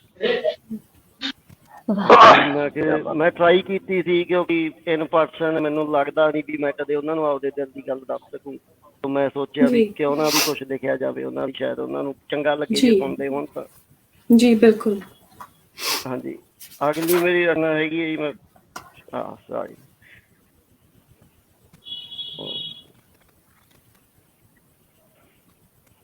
ਜਿੰਨੇ ਚਿਰ ਅਰਵਿੰਦਰ ਜੀ ਦੂਸਰਾ ਆਪਣੀ ਰਚਨਾ ਲੱਭ ਰਹੇ ਹੈ, ਮੈਂ ਸਾਰਿਆਂ ਨੂੰ ਇੱਕ ਬੇਨਤੀ ਕਰਨਾ ਚਾਹੁੰਦੀ ਹਾਂ ਕਿ ਪਲੀਜ਼ ਤੁਸੀਂ ਆਪਣੇ ਮਾਈਕ੍ਰੋਫੋਨ ਜਿਹੜੇ ਹੈਗੇ ਆ ਉਹ ਮਿਊਟ ਤੇ ਲਾ ਲਿਆ ਕਰੋ, ਕਿਉਂਕਿ ਮੈਨੂੰ ਪਤਾ ਕਿ ਸਰਦੀ ਦਾ ਮੌਸਮ ਬਦਲਦੇ ਦਾ ਸਮਾਂ ਤੇ ਆਪਾਂ ਨੂੰ ਖੰਘ ਖਾਂਸੀ ਜ਼ੁਕਾਮ ਲੱਗੇ ਹੋਏ ਆ, ਤੇ ਪਰ ਉਹਦੇ ਨਾਲ ਕੀ ਹੈ ਓਵਰਆਲ ਸਾਰੀ ਇੰਟਰਪਸ਼ਨ ਹੋ ਜਾਂਦੀ ਹੈ ਪ੍ਰੋਗਰਾਮ ਦੇ ਵਿੱਚ, ਹਨਾ। ਤੇ ਤੁਸੀਂ ਸਾਨੂੰ ਸੁਣ ਸਕਦੇ ਹੋ, ਪਰ ਆਪਣੇ ਆਪ ਨੂੰ ਥੋੜੇ ਚਿਰ ਲਈ ਮਿਊਟ ਕਰ ਲਿਆ ਕਰੋ ਤਾਂ ਕਿ ਆਪਾਂ ਸਾਰਾ ਆਪਣਾ ਧਿਆਨ ਹੈ ਜਿਹੜਾ ਕਵਿਤਾ ਵੱਲ ਹੋ ਜੇ, ਤੇ ਸਾਰਿਆਂ ਦੀ ਜਿਹੜੀ ਸੁਰਤ ਹੈ ਉਹ ਜਿਹੜੇ ਕਵੀ ਦੀ ਜਿਹੜੀਆਂ ਸਾਰੀਆਂ ਨਵੀਆਂ ਕਲਮਾਂ ਇਹਨਾਂ ਨੂੰ ਬਹੁਤ ਜ਼ਰੂਰਤ ਹੈ ਕਿ ਧਿਆਨ ਨਾਲ ਸੁਣਿਆ ਜਾਵੇ ਇਹਨਾਂ ਨੂੰ, ਤੇ ਇਹਨਾਂ ਦੀ ਐਪਰੀਸੀਏਸ਼ਨ ਕੀਤੀ ਜਾਵੇ। ਇਸ ਲਈ ਪਲੀਜ਼ ਆਪਣਾ ਜਿਹੜਾ ਤੁਸੀਂ ਮਿਊਟ ਤੇ ਰੱਖੋ ਜਿੰਨਾ ਚਿਰ ਕੋਈ ਬੋਲ ਰਿਹਾ ਹੈ। ਜਦੋਂ ਤੁਹਾਡੀ ਵਾਰੀ ਆਏਗੀ ਉਦੋਂ ਅਨਮਿਊਟ ਕਰ ਸਕਦੇ ਹੋ, ਹਨਾ ਜੀ। ਥੈਂਕ ਯੂ ਸੋ ਮਚ ਜੀ। ਹਾਂਜੀ ਅਰਵਿੰਦਰ ਜੀ। ਹਾਂਜੀ ਭੈਣ ਜੀ। ਸੋ ਕਹਿੰਦਾ ਅੱਜ ਮੌਸਮ ਲੱਗਦਾ ਵੀਰਾਨ ਜਿਹਾ ਏ, ਅੱਜ ਮੌਸਮ ਲੱਗਦਾ ਵੀਰਾਨ ਜਿਹਾ ਏ, ਦਿਲ ਵਿੱਚ ਉੱਠੇ ਤੂਫਾਨ ਜਿਹਾ ਏ। ਜੀ। ਅੱਜ ਮੌਸਮ ਲੱਗਦਾ ਵੀਰਾਨ ਜਿਹਾ ਏ, ਹਾਂਜੀ ਦਿਲ ਆਈ। ਵਿੱਚ ਉੱਠੇ ਤੂਫਾਨ ਜਿਹਾ ਏ। ਹਾਂਜੀ ਸ਼ੀਸ਼ਾ ਜੀ। ਵੇਖਾਂ ਤਾਂ ਡਰ ਹੈ ਲੱਗਦਾ, ਸ਼ੀਸ਼ਾ ਵੇਖਾਂ ਤਾਂ ਡਰ ਹੈ ਲੱਗਦਾ, ਤੇਰਾ ਨਾਂ ਰੱਬ ਦੇ ਲਈ ਨਾ ਜਿਹਾ ਹੈ। ਤੇਰੇ ਦੋ ਬੋਲਾਂ ਨਾ, ਤੇ ਦੋ ਰੋਖੇ ਬੋਲਾਂ ਨਾ ਟੁੱਟ ਜਾਣਾ ਏ, ਮੇਰਾ ਦਿਲ ਕਰਦੇ ਸਮਾਨ ਜਿਹਾ ਏ। ਮੈਨੂੰ ਜਾਂਚਣਾ ਸੱਜਣਾ ਨਾਲ ਨਿਭਾਉਣ ਦੀ, ਮੈਨੂੰ ਜਾਂਚਣਾ ਸੱਜਣਾ ਨਾਲ ਨਿਭਾਉਣ ਦੀ, ਪਰ ਤੇਰਾ ਪਿਆਰ ਕੁਰਾਨ ਜਿਹਾ ਏ। ਵਾਹ। ਰੂਹ ਖਿੜੀ ਹੈ ਤੇਰੀ ਗੁਲਾਬ ਵਾਂਗੂ, ਰੂਹ ਖਿੜੀ ਹੈ ਤੇਰੀ ਗੁਲਾਬ ਵਾਂਗੂ, ਤੇ ਮੇਰਾ ਦਿਲ ਸ਼ਮਸ਼ਾਨ ਜਿਹਾ ਏ। ਵਾਹ ਵਾਹ, ਬਹੁਤ ਸੋਹਣਾ। Thank you. ਤੂੰ ਤੇ ਮੈਂ ਰੁੱਖ ਤੇ ਪੰਛੀ ਵਾਂਗੂ, ਤੂੰ ਤੇ ਮੈਂ ਰੁੱਖ ਤੇ ਪੰਛੀ ਵਾਂਗੂ, ਲੋਕਾਂ ਤੋਂ ਡਰ ਹੈਵਾਨ ਜਿਹਾ ਏ। ਤੈਨੂੰ ਮੇਰੇ ਤੋਂ ਖੋਹ ਹੈ ਲੈਣਾ, ਤੈਨੂੰ ਮੇਰੇ ਤੋਂ ਖੋਹ ਹੈ ਲੈਣਾ, ਗੈਰਾਂ ਤੋਂ ਡਰ ਹੈਵਾਨ ਜਿਹਾ ਏ। ਮਿਲ ਕੇ ਆਖਰ ਸਿੱਧੂ, ਮਿਲ ਕੇ ਆਖਰ ਸਿੱਧੂ ਵਿਛੜਨਾ ਸੀ, ਮਿਲ ਕੇ ਆਖਰ ਸਿੱਧੂ ਵਿਛੜਨਾ ਸੀ, ਆਪਣਾ ਰਿਸ਼ਤਾ ਤੀਰ ਕਮਾਨ ਜਿਹਾ ਹੈ, ਆਪਣਾ ਰਿਸ਼ਤਾ ਤੀਰ ਕਮਾਨ ਜਿਹਾ। ਬਹੁਤ ਸੋਹਣਾ, ਬਹੁਤ ਸੋਹਣਾ ਅਰਵਿੰਦਰ ਜੀ। ਹੋਰ ਆਉਣ ਦੋ, ਅਸੀਂ ਉਡੀਕ ਕਰ ਰਹੇ ਹਾਂ ਤੁਹਾਡੀ ਅਗਲੀ ਰਚਨਾ ਦੀ। ਓਕੇ। ਮੈਨੂੰ ਹਰਾਇਆ ਮੇਰੇ ਹਾਲਾਤਾਂ ਨੇ, ਮੈਨੂੰ ਹਰਾਇਆ ਮੇਰੇ ਹਾਲਾਤਾਂ ਨੇ, ਕੁਝ ਬਿਖਰੇ ਮੇਰੇ ਜਜ਼ਬਾਤਾਂ ਨੇ। ਦਿਨ ਖੁਸ਼ੀਆਂ ਦੇ ਖੰਭਲਾ ਉੱਡ ਗਏ, ਦਿਨ ਖੁਸ਼ੀਆਂ ਦੇ ਖੰਭਲਾ ਉੱਡ ਗਏ, ਸੌਣ ਦਿੱਤਾ ਨਾ ਕਾਲੀਆਂ ਰਾਤਾਂ ਨੇ। ਰਾਤ ਦੇ ਹਨੇਰੇ 'ਚ ਜੋ ਆਪਣਾ ਲੱਗਦਾ ਸੀ, ਉਹਦੇ ਮੁਖ ਤੋਂ ਪਰਦਾ ਲਾਇਆ ਪ੍ਰਭਾਤਾਂ ਨੇ, ਉਹਦੇ ਮੁਖ ਤੋਂ ਪਰਦਾ ਲਾਇਆ ਪ੍ਰਭਾਤਾਂ ਨੇ। ਰੁੱਤ ਢਲ ਗਈ ਬਹਾਰ ਦੀ, ਰੁੱਤ ਢਲ ਗਈ ਬਹਾਰ ਦੀ, ਕਹਾਣੀ ਮੁੱਕ ਗਈ ਸਾਡੇ ਪਿਆਰ ਦੀ। ਹਲੇ ਤੱਕ ਵੀ ਨਹੀਂ ਸੌਣ ਦਿੰਦੀ, ਕਿਵੇਂ ਭੁੱਲਾਂ ਸ਼ਕਲ ਸ਼ਿਕਰੇ ਯਾਰ ਦੀ। ਸ਼ਿਵ ਵਾਲਾ ਲੱਗਿਆ ਰੋਗ ਜਾਪੇ, ਸ਼ਿਵ ਵਾਲਾ ਲੱਗਿਆ ਰੋਗ ਜਾਪੇ, ਇਹ ਮੈਂ ਦੁੱਖ ਹੇੜੇ ਖੁਦ ਆਪੇ, ਆਖਰ ਨੂੰ ਭਰਨੇ ਪੈਣੇ ਸੀ ਮਹਿੰਗੇ ਹਰਜਾਨੇ ਪਿਆਰ ਦੀਆਂ ਬਾਤਾਂ ਦੇ। ਜੋ ਆਪਣਾ ਲੱਗਦਾ ਸੀ, ਉਹਦੇ ਮੁਖ ਤੋਂ ਪਰਦਾ ਲਾਇਆ ਪ੍ਰਭਾਤਾਂ ਨੇ। ਲਾਸਟ ਆਂਸਰ ਕਹਿੰਦਾ, ਕਿੰਜ ਬੇਕਦਰੀ ਕੀਤੀ ਲਿਹਾਜ਼ ਦੀ, ਕਿੰਜ ਬੇਕਦਰੀ ਕੀਤੀ ਲਿਹਾਜ਼ ਦੀ, ਗੱਲ ਦਿਲ ਵਿੱਚ ਦਫਨ ਰਾਜ ਦੀ। ਕਿੰਜ ਬੇਕਦਰੀ ਕੀਤੀ ਲਿਹਾਜ਼ ਦੀ, ਗੱਲ ਦਿਲ ਵਿੱਚ ਦਫਨ ਰਾਜ ਦੀ, ਮੇਰੀ ਰੂਹ ਕਰਜਾਈ ਕਰ ਗਈ ਮਹਿੰਗੀ ਦਰ ਗਮਾਂ ਦੇ ਵਿਆਜ ਦੀ, ਮੇਰੀ ਰੂਹ ਕਰਜਾਈ ਕਰ ਗਈ ਮਹਿੰਗੀ ਦਰ ਗਮਾਂ ਦੇ ਵਿਆਜ ਦੀ। ਜਿਸ ਲਈ ਜ਼ਮਾਨੇ ਨਾਲ ਜੰਗ ਕੀਤੀ, ਜਿਸ ਲਈ ਜ਼ਮਾਨੇ ਨਾਲ ਜੰਗ ਕੀਤੀ, ਉਹਨੇ ਹਰ ਥਾਂ ਨਾਲ ਮੇਰੀ ਤਬਾਹੀ ਦੀ ਮੰਗ ਕੀਤੀ। ਉਡਾਈ ਖਿੱਲੀ ਆਖਰ ਸਿੱਧੂ ਕੁੱਲ ਜਮਾਤਾਂ ਨੇ, ਰਾਤ ਦੇ ਹਨੇਰੇ 'ਚ ਜੋ ਆਪਣਾ ਲੱਗਦਾ ਸੀ, ਉਹਦੇ ਮੁਖ ਤੋਂ ਪਰਦਾ ਲਾਇਆ ਪ੍ਰਭਾਤਾਂ ਨੇ। ਥੈਂਕ ਯੂ ਜੀ। ਬਹੁਤ ਸੋਹਣਾ, ਬਹੁਤ ਵਧੀਆ ਅਰਵਿੰਦਰ ਜੀ। ਵਧੀਆ ਲੱਗਿਆ ਕਿ ਪਹਿਲਾਂ ਜੀਤ ਮਾਂ ਬਾਰੇ ਕਹਿ ਕੇ ਗਏ, ਤੁਸੀਂ ਪਿਓ ਬਾਰੇ ਕਿਹਾ। ਵਧੀਆ ਲੱਗਦਾ ਜਦੋਂ ਕਲਮਾਂ ਜਿਹੜੀਆਂ ਹੈਗੀਆਂ ਨੇ ਉਹ ਘਰ ਤੋਂ, ਘਰ ਦੀਆਂ ਭਾਵਨਾਵਾਂ ਤੋਂ, ਆਪਦੇ ਨਜ਼ਦੀਕੀ ਨੇੜਲੇ ਆਂਦਰਾਂ ਦੇ ਰਿਸ਼ਤਿਆਂ ਤੋਂ ਸ਼ੁਰੂ ਹੋ ਕੇ ਜਿਹੜਾ ਹੈਗਾ ਉਹ ਸਿਰਜਣ ਲੱਗਦੀਆਂ ਨੇ। ਤੇ ਮੈਨੂੰ ਸ਼ੋਰ ਹੈ ਕਿ ਜਿਹੜੀਆਂ ਇਹੋ ਜਿਹੀਆਂ ਕਲਮਾਂ ਹੁੰਦੀਆਂ ਉਹ ਬਹੁਤ ਦੂਰ ਤੱਕ ਜਾਂਦੀਆਂ, ਕਿਉਂਕਿ ਇਹ ਜਿਹੜੇ ਨੇੜੇ ਤੇੜੇ ਦੇ ਰਿਸ਼ਤੇ ਜਦੋਂ ਤੁਹਾਨੂੰ ਉਹ ਲਿਖਾਉਣ ਲੱਗ ਜਾਂਦੇ ਆ, ਤੇ ਫਿਰ ਇਹ ਜਿਹੜਾ ਹੈਗਾ ਅਮੁੱਕ ਜਿਹੜਾ ਭੰਡਾਰ ਹੋ ਨਿਬੜਦਾ। ਅਗਲੇ ਜਿਹੜੇ ਸ਼ਾਇਰ ਨੂੰ ਆਪਾਂ ਲੈ ਕੇ ਆ ਰਹੇ ਹਾਂ ਜੀ, ਉਹਨਾਂ ਦੀ ਜਿਹੜੀ ਪਰਿਵਾਰਕ ਹਿਸਟਰੀ ਹੈ ਉਹ ਤੁਹਾਨੂੰ ਦੱਸੇਗੀ ਕਿ ਕਿਉਂ ਉਹਨਾਂ ਨੂੰ ਪੰਜਾਬੀ ਦਾ ਇੰਨਾ ਮੋਹ ਹੈ। ਲਾਹੌਰ ਤੋਂ ਵੰਡ ਦਾ ਦਰਦ ਝੇਲਦਾ ਪਰਿਵਾਰ 1947 ਵਿੱਚ ਆ ਕੇ ਅੰਮ੍ਰਿਤਸਰ ਵਸ ਗਿਆ, ਤੇ ਫਿਰ 1984-85 ਦੇ ਕਾਲੇ ਦੌਰ ਵਿੱਚ ਅੰਮ੍ਰਿਤਸਰ ਤੋਂ ਸ਼੍ਰੀ ਗੰਗਾ ਨਗਰ ਦੇ ਪਿੰਡ ਚੱਕ 34 PS ਦੇ ਵਿੱਚ ਵਸ ਗਿਆ। ਇਸੇ ਪਰਿਵਾਰ ਦੇ ਛੋਟੇ ਪੁੱਤਰ ਤੇਜੀ ਨੂੰ ਪੰਜਾਬੀ ਨਾਲ ਇੰਨਾ ਮੋਹ ਫਿਰ ਕਿਉਂ ਨਾ ਹੋਵੇ। ਗੰਗਾ ਨਗਰ ਦੇ ਵਿੱਚ ਪੜ੍ਹਦਿਆਂ ਪੰਜਾਬੀ ਜਿਹੜਾ ਸੀਗਾ ਉਹ ਪਹਿਲਾ ਸਬਜੈਕਟ ਨਹੀਂ ਸੀ, ਜਾਂ ਉਹ ਲਾਜ਼ਮੀ ਸਬਜੈਕਟ ਨਹੀਂ ਸੀ, ਪਰ ਪੰਜਾਬੀ ਨਾਲ ਤੇਜੀ ਦਾ ਮੋਹ ਸੀ ਕਿ ਉਸਨੇ 6ਵੀਂ ਕਲਾਸ ਤੋਂ ਹੀ ਨਾ ਸਿਰਫ ਲਿਖਣਾ ਸ਼ੁਰੂ ਕੀਤਾ, ਉਸ ਤੋਂ ਪਹਿਲਾਂ ਉਹਨੇ ਪੰਜਾਬੀ ਪੜ੍ਹਨੀ ਸ਼ੁਰੂ ਕੀਤੀ ਆਪਦੇ ਦਮ ਦੇ ਉੱਪਰ, ਤੇ ਨਾਲ ਨਾਲ ਜਿਹੜਾ ਹੈਗਾ 6ਵੀਂ ਕਲਾਸ ਤੋਂ ਹੀ ਛੋਟੇ ਛੋਟੇ ਗੀਤ ਲਿਖ ਕੇ ਆਪਣੇ ਸਕੂਲ ਦੇ ਵਿੱਚ ਗਾਉਣੇ ਸ਼ੁਰੂ ਕੀਤੇ, ਸ਼ੇਰ ਲਿਖਣੇ ਸ਼ੁਰੂ ਕੀਤੇ। ਤੇ 6ਵੀਂ ਕਲਾਸ ਤੋਂ ਹੀ ਲਿਖਣ ਦਾ ਮੋਹ ਰੱਖਣ ਵਾਲਾ ਤੇਜੀ 34 ਵਾਲਾ ਸਮਾਜਿਕ ਵਿਸ਼ਿਆਂ ਨੂੰ ਬਖੂਬੀ ਨਾਲ ਕਾਵਿਕ ਰੂਪ ਵਿੱਚ ਚਿੱਤਰਦਾ ਹੈ। ਤੇ ਸਮਾਜ ਦੇ ਕਰੂਪ ਚਿਹਰੇ ਨੂੰ ਬਦਲਣ ਦਾ ਸਭ ਨੂੰ ਹੋਕਾ ਦਿੰਦਾ ਹੈ। ਕੁਵੈਤ ਵਿੱਚ ਕੰਮ ਕਰਦੇ ਤੇਜੀ ਦੇ ਦਿਲ ਦੀ ਕਲਮ ਦੇ ਵਿੱਚ ਤੁਸੀਂ ਪੰਜਾਬ ਧੜਕਦਾ ਖੁਦ ਮਹਿਸੂਸ ਕਰ ਸਕਦੇ ਹੋ। ਮੈਂ ਫੇਸਬੁੱਕ ਦੇ ਜ਼ਰੀਏ ਤੇਜੀ ਨਾਲ ਜੁੜੀ ਹੋਈ ਹਾਂ ਤੇ ਸਮਾਜਿਕ ਵਿਸ਼ਿਆਂ ਨੂੰ ਜਿੰਨੀ ਬਖੂਬੀ ਨਾਲ ਤੇਜੀ ਨੇ ਪੇਸ਼ ਕੀਤਾ ਹੈ, ਮੈਨੂੰ ਲੱਗਦਾ ਕਿ ਉਹਨਾਂ ਦੇ ਬਹੁਤ ਸਾਰੇ ਸ਼ੇਅਰ ਨੇ ਉਹ ਜਿਹੜੇ ਅਸੀਂ ਸਟੇਜ ਆਰਗੇਨਾਈਜ਼ ਕਰਦੇ ਹਾਂ ਉਹਨਾਂ ਤੱਕ ਪੁੱਜਣੇ ਚਾਹੀਦੇ ਨੇ, ਕਿਉਂਕਿ ਉਹਨਾਂ ਦੇ ਬਹੁਤ ਸਾਰੇ ਸ਼ੇਅਰਾਂ ਨੇ ਮੈਨੂੰ ਬਹੁਤ ਪ੍ਰਭਾਵਿਤ ਕੀਤਾ ਤੇ ਬਹੁਤ ਖੂਬ ਲਿਖਦੇ ਨੇ। ਤੇ ਮੈਂ ਹੋਰ ਜ਼ਿਆਦਾ ਤਾਰੀਫ ਨਹੀਂ ਕਰਾਂਗੀ। ਆਪਾਂ ਇਹ ਕਰਦੇ ਹਾਂ, ਆਪਾਂ ਤੇਜੀ 34 ਵਾਲਾ ਜੀ ਦੇ ਕੋਲ ਕੁਵੈਤ ਚੱਲਦੇ ਹਾਂ ਤੇ ਉਹਨਾਂ ਤੋਂ ਹੀ ਸੁਣਦੇ ਹਾਂ ਉਹਨਾਂ ਦੀਆਂ ਰਚਨਾਵਾਂ। ਫਿਰ ਤੇਜੀ ਜੀ, ਸਭ ਤੋਂ ਪਹਿਲਾਂ ਤੇ ਜੀ ਮਧੂ ਭੈਣ ਜੀ, ਤੁਹਾਡੀ ਪੂਰੀ ਟੀਮ ਦਾ, ਪੰਜਾਬੀ ਸੱਥ ਮੈਲਬਰਨ ਆਸਟ੍ਰੇਲੀਆ ਦੀ ਪੂਰੀ ਟੀਮ ਦਾ, ਦੇਸਾਂ ਵਿਦੇਸਾਂ ਵਿੱਚ ਜਿੰਨੇ ਵੀ ਪੰਜਾਬੀ ਪੰਜਾਬੀਅਤ ਨੂੰ ਪਿਆਰ ਕਰਨ ਵਾਲੇ ਸਾਰਿਆਂ ਨੂੰ ਤੇਜੀ ਵੱਲੋਂ ਪਿਆਰ ਭਰੀ ਸਤਿ ਸ੍ਰੀ ਅਕਾਲ, ਨਮਸਕਾਰ, ਆਦਾਬ, ਸਲਾਮ, ਆਮੀਨ। ਜਿੰਨੀ ਕੁ ਪ੍ਰਸ਼ੰਸਾ ਕਰ ਦਿੱਤੀ ਸੀ ਉਸ ਦੇ ਮੈਂ ਕਾਬਲ ਤਾਂ ਨਹੀਂ। ਤੇ ਪੰਜਾਬੀ ਦਾ ਮੋਹ, ਸਾਡੀ ਪਹਿਲੀ ਬੁੱਕ ਜਿਹੜੀ ਛਪੀ ਹੈ ਮੋਹ ਪੰਜਾਬੀ ਦਾ, ਪੰਜਾਬੀ ਸੱਥ ਕੁਵੈਤ ਵੱਲੋਂ। ਤੇ ਕਿਉਂਕਿ ਅਸੀਂ ਜਦੋਂ ਕਿਸੇ ਚੀਜ਼ ਨਾਲੋਂ ਟੁੱਟ ਕੇ ਦੂਰ ਰਹਿੰਦੇ ਹਾਂ ਤੇ ਉਹਦਾ ਬਹੁਤ ਮੋਹ ਜਾਗਦਾ। ਅਕਸਰ ਮੈਂ ਪਹਿਲਾ ਸ਼ੇਰ ਮੈਂ ਆਪਣੀ ਮਾਂ ਦੀ ਖਿਦਮਤ, ਪਹਿਲਾ ਰੱਬ ਮਾਂ ਨੂੰ ਮੰਨਦਾ। ਮਾਂ ਦੀ ਮਮਤਾ ਬੜੀ ਨਿਆਰੀ, ਮਿਲਦੀ ਨਾ ਕਿਤੋਂ ਲੱਖੀ ਹਜ਼ਾਰੀ, ਭਾਵੇਂ ਹਰ ਸ਼ੈਦ ਕਹਿੰਦੀ ਵਿੱਚ ਵਿਚਾਰੀ। ਮਾਂ ਦੀ ਮਮਤਾ ਬੜੀ ਨਿਆਰੀ, ਮਿਲਦੀ ਨਾ ਕਿਤੋਂ ਲੱਖੀ ਹਜ਼ਾਰੀ, ਭਾਵੇਂ ਹਰ ਸ਼ੈਦ ਕਹਿੰਦੀ ਵਿੱਚ ਵਿਚਾਰੀ। ਰੱਬ ਦਾ ਦੂਜਾ ਰੂਪ ਹੈ ਅਮੜੀ, ਰੱਬ ਦਾ ਦੂਜਾ ਰੂਪ ਹੈ ਅਮੜੀ, ਦੇਖੀ ਕਿਤੇ ਘਰ ਬੈਠਾ ਤੇਜੀ ਰੱਬ ਨਾ ਗਵਾਲੀ, ਘਰ ਬੈਠਾ ਨਾ ਕਿਤੇ ਤੇਜੀ ਰੱਬ ਗਵਾਲੀ।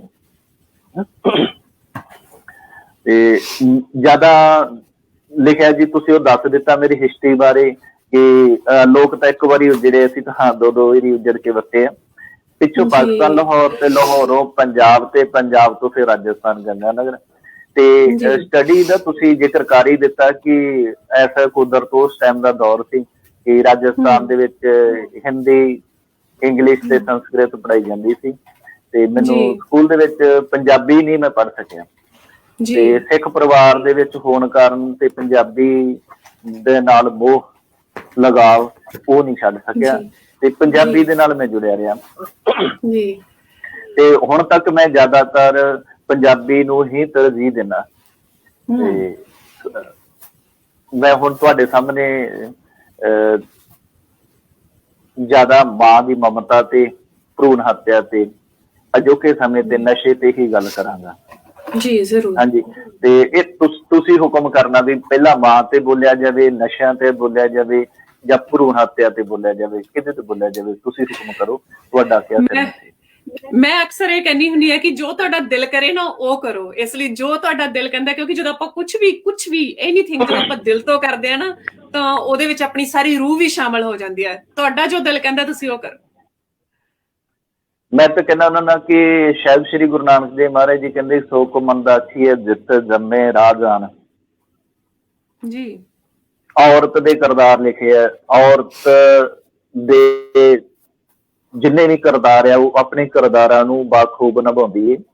ਮੈਂ ਪਹਿਲਾਂ ਵੀ ਪਾਕਿਸਤਾਨ ਚੈਨਲ ਤੇ ਪਿਛਲੇ ਫਰਾਈਡੇ ਮੈਂ ਲਾਈਵ ਹੋਇਆ ਸੀ ਤੇ ਉਹਦੇ ਤੇ ਮੈਂ ਜ਼ਿਆਦਾ ਔਰਤ ਦੇ ਕਿਰਦਾਰ ਤੇ ਭਰੂਣ ਹੱਤਿਆ ਤੇ ਹੀ ਬੋਲਿਆ, ਨਸ਼ੇ ਤੇ, ਜੋ ਅਜੋਕਾ ਸਮਾਂ ਸਾਡਾ ਚੱਲ ਰਿਹਾ। ਤੇ ਬਹੁਤ ਸ਼ਲਾਘਾ ਕੀਤੀ ਉਹਨਾਂ ਨੇ, ਬੜਾ ਅਦਬ ਸਤਿਕਾਰ ਮਿਲਦਾ।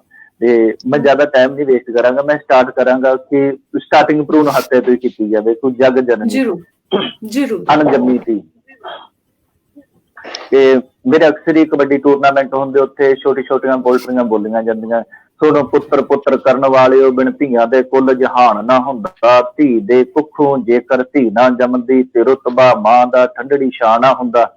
34 ਵਾਲਿਆ ਨਾਨੀ ਜੇ ਧੀ ਨਾ ਜੰਮਦੀ ਤੇ ਅੱਜ ਜੱਗ ਤੇ ਤੇਜੀ ਤੇਰਾ ਨਾਂ ਨਾ ਹੁੰਦਾ। ਜੇਕਰ ਸਾਡੀ ਨਾਨੀ ਮਾਂ ਜੰਮਦੀ ਤੇ ਮਾਂ ਨੇ ਸਾਨੂੰ ਅੱਜ ਤੇਜੀ ਪੁੱਤ ਕਿੱਥੋਂ ਜੰਮਣਾ ਸੀ ਤੇ ਅੱਜ ਤੇਜੀ ਦਾ ਨਾਂ ਕਿੰਨੇ ਪਹਿਚਾਨਣਾ ਸੀ। ਪੁੱਤ ਜੰਮੇ ਤੋਂ ਸ਼੍ਰੀ ਲੋਕ ਤਾਂ ਸਾਰੇ ਬਣਦੇ ਨੇ, ਪੁੱਤ ਜੰਮੇ ਤੋਂ ਸ਼੍ਰੀ ਲੋਕ ਤਾਂ ਸਾਰੇ ਬਣਦੇ ਨੇ। ਧੀ ਜੰਮੀ ਤੋਂ ਲੋਕੀ ਕਿਉਂ ਨਿੰਮ ਬਣਦੇ ਕੌੜੀ ਆ, 34 ਵਾਲਿਆ ਉਹ ਮਾਪੇ ਕਰਮਾਂ ਵਾਲੇ ਹੁੰਦੇ ਨੇ, ਧੀਆਂ ਦੀ ਜੋ ਹੱਸ ਕੇ ਤੇਜੀ ਵੰਡਦੇ ਲੋਹੜੀ ਆ, ਧੀਆਂ ਦੀ ਜੋ ਹੱਸ ਕੇ ਤੇਜੀ ਵੰਡਦੇ ਲੋਹੜੀ ਆ। ਅੱਜ ਮੈਂ ਤਾਂ ਇੱਥੋਂ ਤੱਕ ਲਿਖ ਦਿੱਤਾ ਕਿ ਮੈਂ ਤਾਂ ਕਹਿੰਦਾ ਹੁੰਦਾ, ਮੈਂ ਤਾਂ ਇੱਥੋਂ ਤੱਕ ਮੇਰੇ ਦਿਲ ਦੇ ਬਲਬਲੇ ਆ ਕਿ ਧੀ ਹੋ ਕੇ ਕਿਉਂ ਧੀ ਨੂੰ ਮਾਰੇ, ਹੋ ਗਿਆ ਤੈਨੂੰ ਕੀ ਨੀ ਮਾਂ, ਧੀ ਹੋ ਕੇ ਕਿਉਂ ਧੀ ਨੂੰ ਮਾਰੇ, ਹੋ ਗਿਆ ਤੈਨੂੰ ਕੀ ਨੀ ਮਾਂ, ਮਾਂ ਤੋਂ ਪਹਿਲਾਂ ਤੂੰ ਵੀ ਅੰਮੀ ਏ, ਹੁੰਦੀ ਸੈਂਕ ਧੀ ਨੀ ਮਾਂ, ਮਾਂ ਤੋਂ ਪਹਿਲਾਂ ਤੂੰ ਵੀ ਅੰਮੀ ਏ, ਹੁੰਦੀ ਸੈਂਕ ਧੀ ਨੀ ਮਾਂ।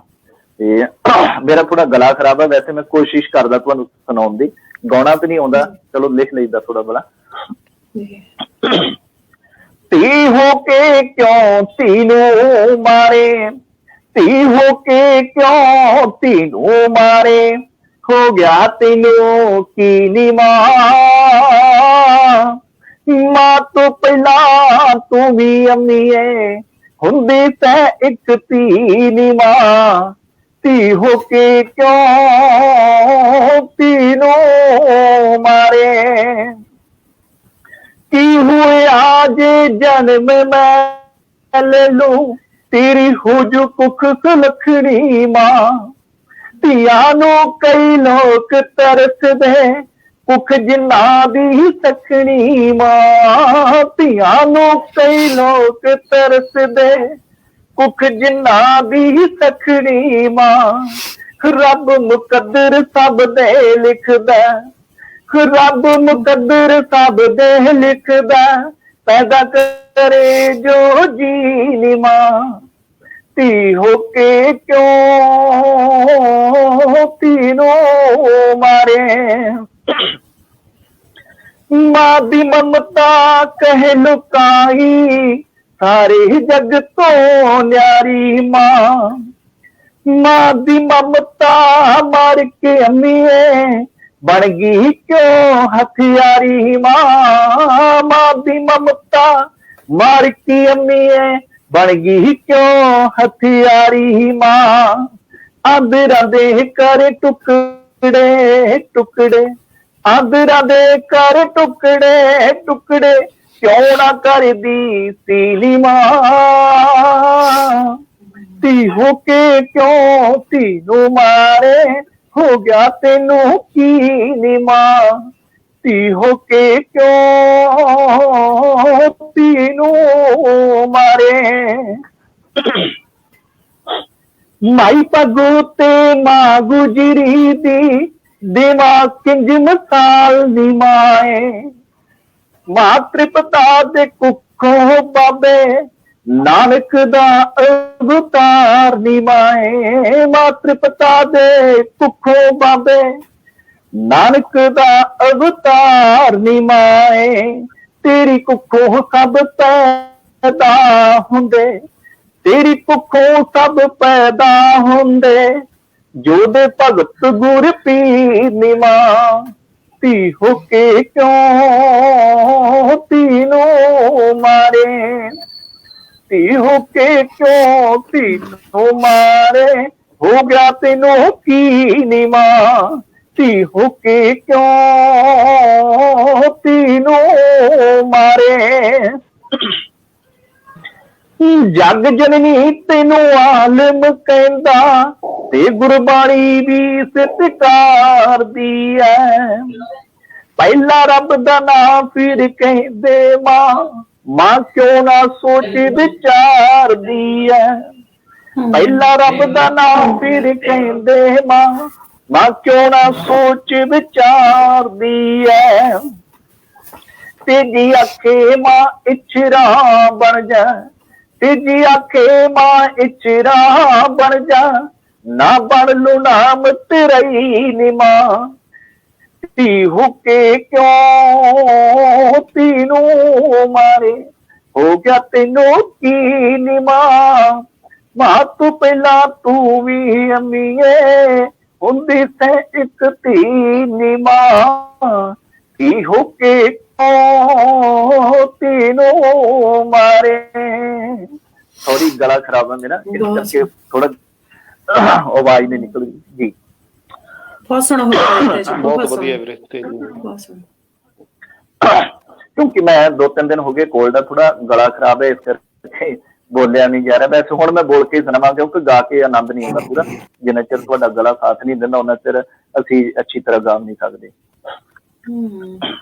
ਹਾਂਜੀ, ਅਗਲੀ ਮੈਂ ਸੁਣਾਵਾਂਗਾ ਤੁਹਾਨੂੰ ਜੀ। ਵਿੱਚ ਬੁਢਾਪੇ ਮਾਪੇ ਰੁਲ ਗਏ, ਪੁੱਤ ਜਵਾਨ ਜਿਨ੍ਹਾਂ ਦੇ ਤੁਰ ਗਏ। ਵਿੱਚ ਬੁਢਾਪੇ ਮਾਪੇ ਰੁਲ ਗਏ, ਪੁੱਤ ਜਵਾਨ ਜਿਨ੍ਹਾਂ ਦੇ ਤੁਰ ਗਏ। ਲਾਸ਼ ਪੁੱਤਰ ਦੀ ਦੇਖ ਬਾਪ ਦਾ ਲੱਕ ਹੀ ਟੁੱਟ ਜਾਵੇ। ਲੋਕ ਪੁੱਤ ਜਵਾਨ ਦੀ ਅਰਥੀ ਨੂੰ ਬਾਪੂ ਮੋਢਾ ਕਿੰਜ ਲਾਵੇ। ਲੋਕ ਪੁੱਤ ਜਵਾਨ ਦੀ ਅਰਥੀ ਨੂੰ ਬਾਪੂ ਮੋਢਾ ਕਿੰਜ ਲਾਵੇ। 100 ਤੇਰੀਆਂ ਸੁਖੀਆਂ ਸੁਖਾਂ, ਫਿਰ ਤੂੰ ਕੁੱਖ ਪਿਆ ਸੀ ਪੁੱਤਾ। ਮਾਂ ਕਹਿੰਦੀ ਆ ਜੀ, 100 ਤੇਰੀਆਂ ਸੁਖੀਆਂ ਸੁਖਾਂ, ਫਿਰ ਤੂੰ ਕੁੱਖ ਪਿਆ ਸੀ ਪੁੱਤਾ। ਬੈਠ ਸਰਾਣੇ ਪੁੱਤ ਦੇ ਅਮੜੀ, ਕੱਢ ਦੀਏ ਹਾੜੀ। ਪੁੱਤ ਜਵਾਨ ਦੀ ਅਰਥੀ ਨੂੰ ਬਾਪੂ ਮੋਢਾ ਕਿੰਜ ਲਾਵੇ। ਉਹ ਲੋਕੋ ਪੁੱਤ ਜਵਾਨ ਦੀ ਅਰਥੀ ਨੂੰ ਬਾਪੂ ਮੋਢਾ ਕਿੰਜ ਲਾਵੇ। ਪਤਨੀ ਦੀ ਗੱਲ, ਖੋਲ ਮੀਡੀਆਂ ਭੰਨਤਾ ਚੂੜਾ, ਚਿੱਟਾ ਦੇ ਰੰਗ ਖੋਲਿਆ ਗੂੜਾ। ਖੋਲ ਮੀਡੀਆਂ ਭੰਨਤਾ ਚੂੜਾ, ਚਿੱਟਾ ਦੇ ਰੰਗ ਖੋਲਿਆ ਗੂੜਾ। ਸਿਰ ਦੇ ਸਾਈਆਂ ਪਾ ਜੁਦਾਈਆਂ, ਕਿਉਂ ਛੱਡ ਗਿਓ ਅੱਧ ਵਿਚਕਾਰੇ। ਪੁੱਤ ਜਵਾਨ ਦੀ ਅਰਥੀ ਨੂੰ ਬਾਪੂ ਮੋਢਾ ਕਿੰਜ ਲਾਵੇ। ਉਹ ਲੋਕੋ ਪੁੱਤ ਜਵਾਨ ਦੀ ਅਰਥੀ ਨੂੰ ਬਾਪੂ ਮੋਢਾ ਕਿੰਜ ਲਾਵੇ। ਭੈਣ ਕਹਿੰਦੀ ਆ, ਵੀਰਾ ਤੇਰੇ ਹੱਥੀਂ ਸਿਰ ਸੀ ਸਾਵਾਂ, ਕੋਈ ਨਾ ਦਰਦੀ ਬਿਨ ਭਰਾਵਾਂ। ਤੇਰੇ ਹੱਥੀਂ ਸਿਰ ਸੀ ਸਾਵਾਂ, ਕੋਈ ਨਾ ਦਰਦੀ ਬਿਨ ਭਰਾਵਾਂ। ਭੈਣੀ ਤੱਤੜੀ ਫੜ ਕੇ ਰੱਖੜੀ, ਤੇਜੀ ਪਈ ਕੁਰਲਾਵੇ। ਪੁੱਤ ਜਵਾਨ ਦੀ ਅਰਥੀ ਨੂੰ ਲੋਕੋ ਬਾਪੂ ਮੋਢਾ ਕਿੰਜ ਲਾਵੇ। ਪੁੱਤ ਜਵਾਨ ਦੀ ਅਰਥੀ ਨੂੰ ਬਾਪੂ ਮੋਢਾ ਕਿੰਜ ਲਾਵੇ। ਜੋ ਮੌਜੂਦਾ ਹਾਲਾਤ ਨੇ ਸਾਡੇ ਅੱਜ ਨਸ਼ੇ ਦੇ ਦੌਰ ਦੇ ਜੀ। ਬਹੁਤ ਸੋਹਣਾ ਹੈ, ਬਹੁਤ ਵਧੀਆ। ਅੱਛਾ ਜੀ, ਇੱਕ ਮੈਂ ਨਵੇਕਲੀ ਚੀਜ਼ ਲਿਖੀ ਹੈ ਜ਼ਰੂਰ, ਔਰਤ ਤੇ। ਕਿਉਂਕਿ ਔਰਤ ਨੂੰ ਮਰਦ ਪ੍ਰਧਾਨ, ਅੱਜ ਮੈਂ ਕਹਿੰਦਾ ਹੁੰਦਾ ਕਿ ਔਰਤ ਵੀ ਆਜ਼ਾਦ ਚਾਹੀਦੀ ਹੈ, ਉਹਦਾ ਵੀ ਹੱਕ ਬਣਦਾ। ਵੈਸੇ ਤਾਂ ਬਾਬੇ ਨਾਨਕ ਨੇ ਬਹੁਤ ਚਿਰ ਦਾ ਆਜ਼ਾਦ ਕੀਤਾ, ਕਹਿੰਦਾ ਵੀ ਔਰਤ ਨੂੰ ਨਾ ਦਰਕਾਰੋ ਜੀ, ਇਹਦਾ ਸਤਿਕਾਰ ਕਰੋ, ਅਦਬ ਕਰੋ, ਜਗ ਜਨਨੀ ਆ। ਉਹ ਪਹਿਲੇ ਸੌਂਗ ਦੇ ਵਿੱਚ ਤੁਸੀਂ ਸੁਣ ਹੀ ਲਿਆ ਮੇਰੇ ਵੀ ਜਗ ਜਨਨੀ ਕੋਲ ਆਲਮ ਦੀ ਆ, ਤੇ ਗੁਰਬਾਣੀ ਵੀ ਸਤਿਕਾਰਦੀ ਆ ਜੀ। ਤੇ ਮੈਂ ਕਹਿੰਦਾ ਵੀ ਰੁੱਖਾਂ ਤੇ ਕੁੱਖਾਂ ਨੂੰ ਬਚਾਓ। ਮੈਂ ਤੇ ਕਹਿੰਦਾ ਰੱਬਾ ਹਰੀ ਕਰੀ ਨਾ ਉਸ ਕੁੱਖ ਨੂੰ, ਤੀਆਂ ਮਾਰ ਕੇ ਜੋ ਕੁੱਖ ਨੂੰ ਉਜਾੜ ਕੇ। ਲੋਚਦੀ ਜੋ ਫਿਰੇ ਪੁੱਤ ਨੂੰ, ਰੱਬਾ ਹਰੀ ਨਾ ਕਦੇ ਵੀ ਉਹਨੂੰ ਕਰੀ ਨਾ। ਰੱਬਾ ਹਰੀ ਨਾ ਕਦੇ ਵੀ ਉਹਨੂੰ ਕਰੀ ਨਾ, ਤੂੰ ਬਾਂਝ ਰੱਖੀ ਐਸੀ ਕੁੱਖ ਨੂੰ। ਸਹੀ ਗੱਲ ਹੈ, ਬਹੁਤ ਬਹੁਤ ਲਿਖਿਆ। ਮੈਂ ਹੁਣ ਪੂਰਾ ਨਹੀਂ ਸੁਣਾ ਜੀ ਜੀ ਜੀ ਜੀ। ਕਿਉਂਕਿ ਉਹ ਕੁੱਖਾਂ ਨੂੰ ਧੀਆਂ ਮਾਰ ਕੇ, ਤੇ ਅੱਜ ਕੱਲ੍ਹ ਅਜੋਕਾ ਸਮਾਂ ਕਹਿੰਦੇ ਧੀ ਮਾਰ ਦੋ, ਕੁੱਖ ਚ ਮਾਰ ਦੋ, ਪੁੱਤ ਹੋ ਜਾਏਗੇ। ਧੀਆਂ ਨੂੰ ਮਾਰ ਕੇ, ਕੁੱਖਾਂ ਨੂੰ ਉਜਾੜ ਕੇ, ਤੇ ਬਾਅਦ ਚੋਂ ਮੈਂ ਤੇ ਕਹਿੰਦਾ ਉਹਨਾਂ ਵੀ ਉਹਨੂੰ ਰੱਬਾ ਹਰੀ ਨਾ ਕਰੀ ਐਸੀ ਕੁੱਖ ਨੂੰ, ਜਿਹੜੀ ਉਹ ਧੀ ਹੋ ਕੇ ਧੀ ਨੂੰ ਮਾਰਦੀ ਹੈ। ਕਿਉਂਕਿ ਇੱਕ ਸੱਚਾਈ ਹੈ, ਸੱਚਾਈ ਹੈ ਕਿ ਇੱਕ ਧੀ ਨੇ ਧੀ ਦੇ ਪੇਟੋਂ ਜਨਮ ਲਿਆ, ਤੇ ਆਪਣੇ ਪੇਟੋਂ ਹੀ ਦੁਬਾਰਾ ਧੀ ਨੂੰ ਪੈਦਾ ਨਹੀਂ ਹੋਣ ਦੇ ਰਹੀ। ਕਿਉਂਕਿ ਅਸੀਂ ਕੁਦਰਤ ਦੇ ਖਿਲਾਫ ਹਾਂ, ਕੁਦਰਤ ਦੀ ਨੀਮ ਦੇ ਖਿਲਾਫ ਹਾਂ। ਤੇ ਬਿਲਕੁਲ ਸੱਚ। ਮੈਂ ਨਾ ਇੱਕ ਵੱਖਰੀ ਚੀਜ਼ ਕਰਾਂਗਾ। ਮੈਂ ਤਾਂ ਕਹਿੰਦਾ ਹੁੰਦਾ ਕਿ ਕਿਸੇ ਵੀ ਰਿਸ਼ਤੇ ਨਾਤਿਆਂ ਚ ਔਰਤ ਨੂੰ ਗੁਲਾਮ ਜਾਂ ਨੱਪ ਘੁੱਟ ਕੇ ਦਰੜ ਕੇ ਰੱਖਿਆ ਜਾਂਦਾ, ਰਿਸ਼ਤਿਆਂ ਦੇ ਹਵਾਲੇ ਦੇ ਕੇ। ਹਾਂਜੀ, ਤੇ ਉਹਦੇ ਤੇ ਮੈਂ ਵੇਸ਼ਵਾ ਤੇ ਲਿਖਿਆ। ਵੇਸ਼ਵਾ ਨੂੰ ਅੱਜ ਤੱਕ ਹਰ ਇੱਕ ਨੇ ਦੁਰਕਾਰਿਆ, ਫਟਕਾਰਿਆ, ਮਾੜੇ ਲਫ਼ਜ਼ਾਂ ਨਾਲ ਉਹਨੂੰ ਯੂਜ਼ ਕੀਤਾ ਗਿਆ। ਕਦੇ ਉਹ ਵੀ ਦੇਖਿਆ ਕਿ ਉਹ ਵੀ ਇੱਕ ਔਰਤ ਹੈ, ਉਹਨੂੰ ਵੀ ਤਾਂ ਕਿਸੇ ਔਰਤ ਨੇ ਜਨਿਆ। ਉਸਦਾ ਵੀ ਕੋਈ ਬਾਪ ਹੋਏਗਾ, ਉਸਦਾ ਵੀ ਕੋਈ ਭਰਾ ਹੋਏਗਾ, ਉਹ ਵੀ ਕਿਸੇ ਦੀ ਆਬਰੂ ਹੋਏਗੀ। ਤੇ ਮੈਂ ਉਹਦੇ ਤੇ ਲਿਖਿਆ ਜੀ। ਮੈਂ ਉਹਦੇ ਤੁਹਾਨੂੰ ਚੰਦ ਕ ਲੈਣਾ ਸੁਣਾਉਣਾ। ਕਹਿੰਦੀ ਤਵੱਜੋ ਦਿਆ ਜੇ, ਕਿਉਂਕਿ ਉਸਨੂੰ ਉਸਦਾ ਕਾਰਨ ਨਹੀਂ ਪੁੱਛਿਆ। ਉਹ ਔਰਤ ਨੂੰ ਉਸ ਰਸਤੇ ਤੇ, ਉਸ ਬੇਸਵਾ ਨੂੰ ਤੁਰਨ ਦੇ ਲਈ ਕਿਤੇ ਨਾ ਕਿਤੇ ਹੱਕ ਤੇ ਮਰਦ ਜਾਤੀ ਦਾ ਆ, ਮਰਦ ਪ੍ਰਧਾਨ ਦਾ। ਭਾਵੇਂ ਖੁਦ ਜੋ ਸੱਚ ਹੈ ਉਹ ਸੱਚ ਲਿਖਣਾ ਚਾਹੀਦਾ। ਮੈਂ ਵੀ ਖੁਦ ਮਰਦ ਆ, ਮੁੰਡਾ ਆ, ਪਰ ਜੋ ਸੱਚ ਉਹ ਲਿਖਣਾ ਚਾਹੀਦਾ। ਕਿਉਂਕਿ ਕਿਤੇ ਨਾ ਕਿਤੇ ਮਰਦ ਜਾਤੀ ਦਾ ਹੱਥ ਏ, ਮਰਦ ਪ੍ਰਧਾਨ ਹਰ ਥਾਂ ਤੇ, ਹਰ ਰਿਸ਼ਤਿਆਂ 'ਚ, ਤੇ ਉਹਨੂੰ ਇੰਨਾ ਕੁ ਉਹਦੇ ਤੇ ਜ਼ੁਲਮ ਤੇ ਤਸ਼ੱਦਦ ਹੋ ਜਾਂਦਾ, ਉਹਨੂੰ ਉਹ ਰਸਤਾ ਚੁਣਨਾ ਪੈ ਗਿਆ। ਔਰਤ ਉਹਨੂੰ ਕਿਸੇ ਕਾਰਨ ਕਰਕੇ ਵੇਸ਼ਵਾ ਬਣਾਇਆ ਗਿਆ। ਔਰਤ ਨੂੰ ਵੀ ਪਰਿਵਾਰ ਦੀ ਕਿਸੇ ਦੀ ਧੀ ਹੋਏਗੀ, ਜੀ ਅਸੀਂ ਰਚਨਾ ਦੀ ਵੇਟ ਕਰ ਰਹੇ ਹਾਂ। ਆਬਰੂ ਹੁੰਦੀ ਹੈ। ਹਾਂਜੀ ਹਾਂਜੀ ਹਾਂਜੀ, ਇਰਸ਼ਾਦ ਜੀ ਜੀ। ਦਿਓ, ਮੈਂ ਵੀ ਤਾਂ ਇੱਕ ਇਨਸਾਨ ਹਾਂ ਅੜਿਆ, ਮੈਂ ਵੀ ਤਾਂ ਇੱਕ ਇਨਸਾਨ ਹਾਂ ਅੜਿਆ, ਮੇਰੇ ਵਿੱਚ ਵੀ ਜਾਣੇ ਅੜਿਆ। ਮੈਂ ਵੀ ਤਾਂ ਇੱਕ ਇਨਸਾਨ ਹਾਂ ਅੜਿਆ, ਮੇਰੇ ਵਿੱਚ ਵੀ ਜਾਣੇ ਅੜਿਆ। ਇਹ ਜੋ ਸ਼ਾਨੋ ਸ਼ੌਕਤ ਜਗੀਰਾਂ ਵਾਲੇ, ਇਹ ਜੋ ਸ਼ਾਨੋ ਸ਼ੌਕਤ ਜਗੀਰਾਂ ਵਾਲੇ ਹੋਵਣ ਢੇਰੀ ਸਭ ਇੱਥੇ ਆ ਕੇ।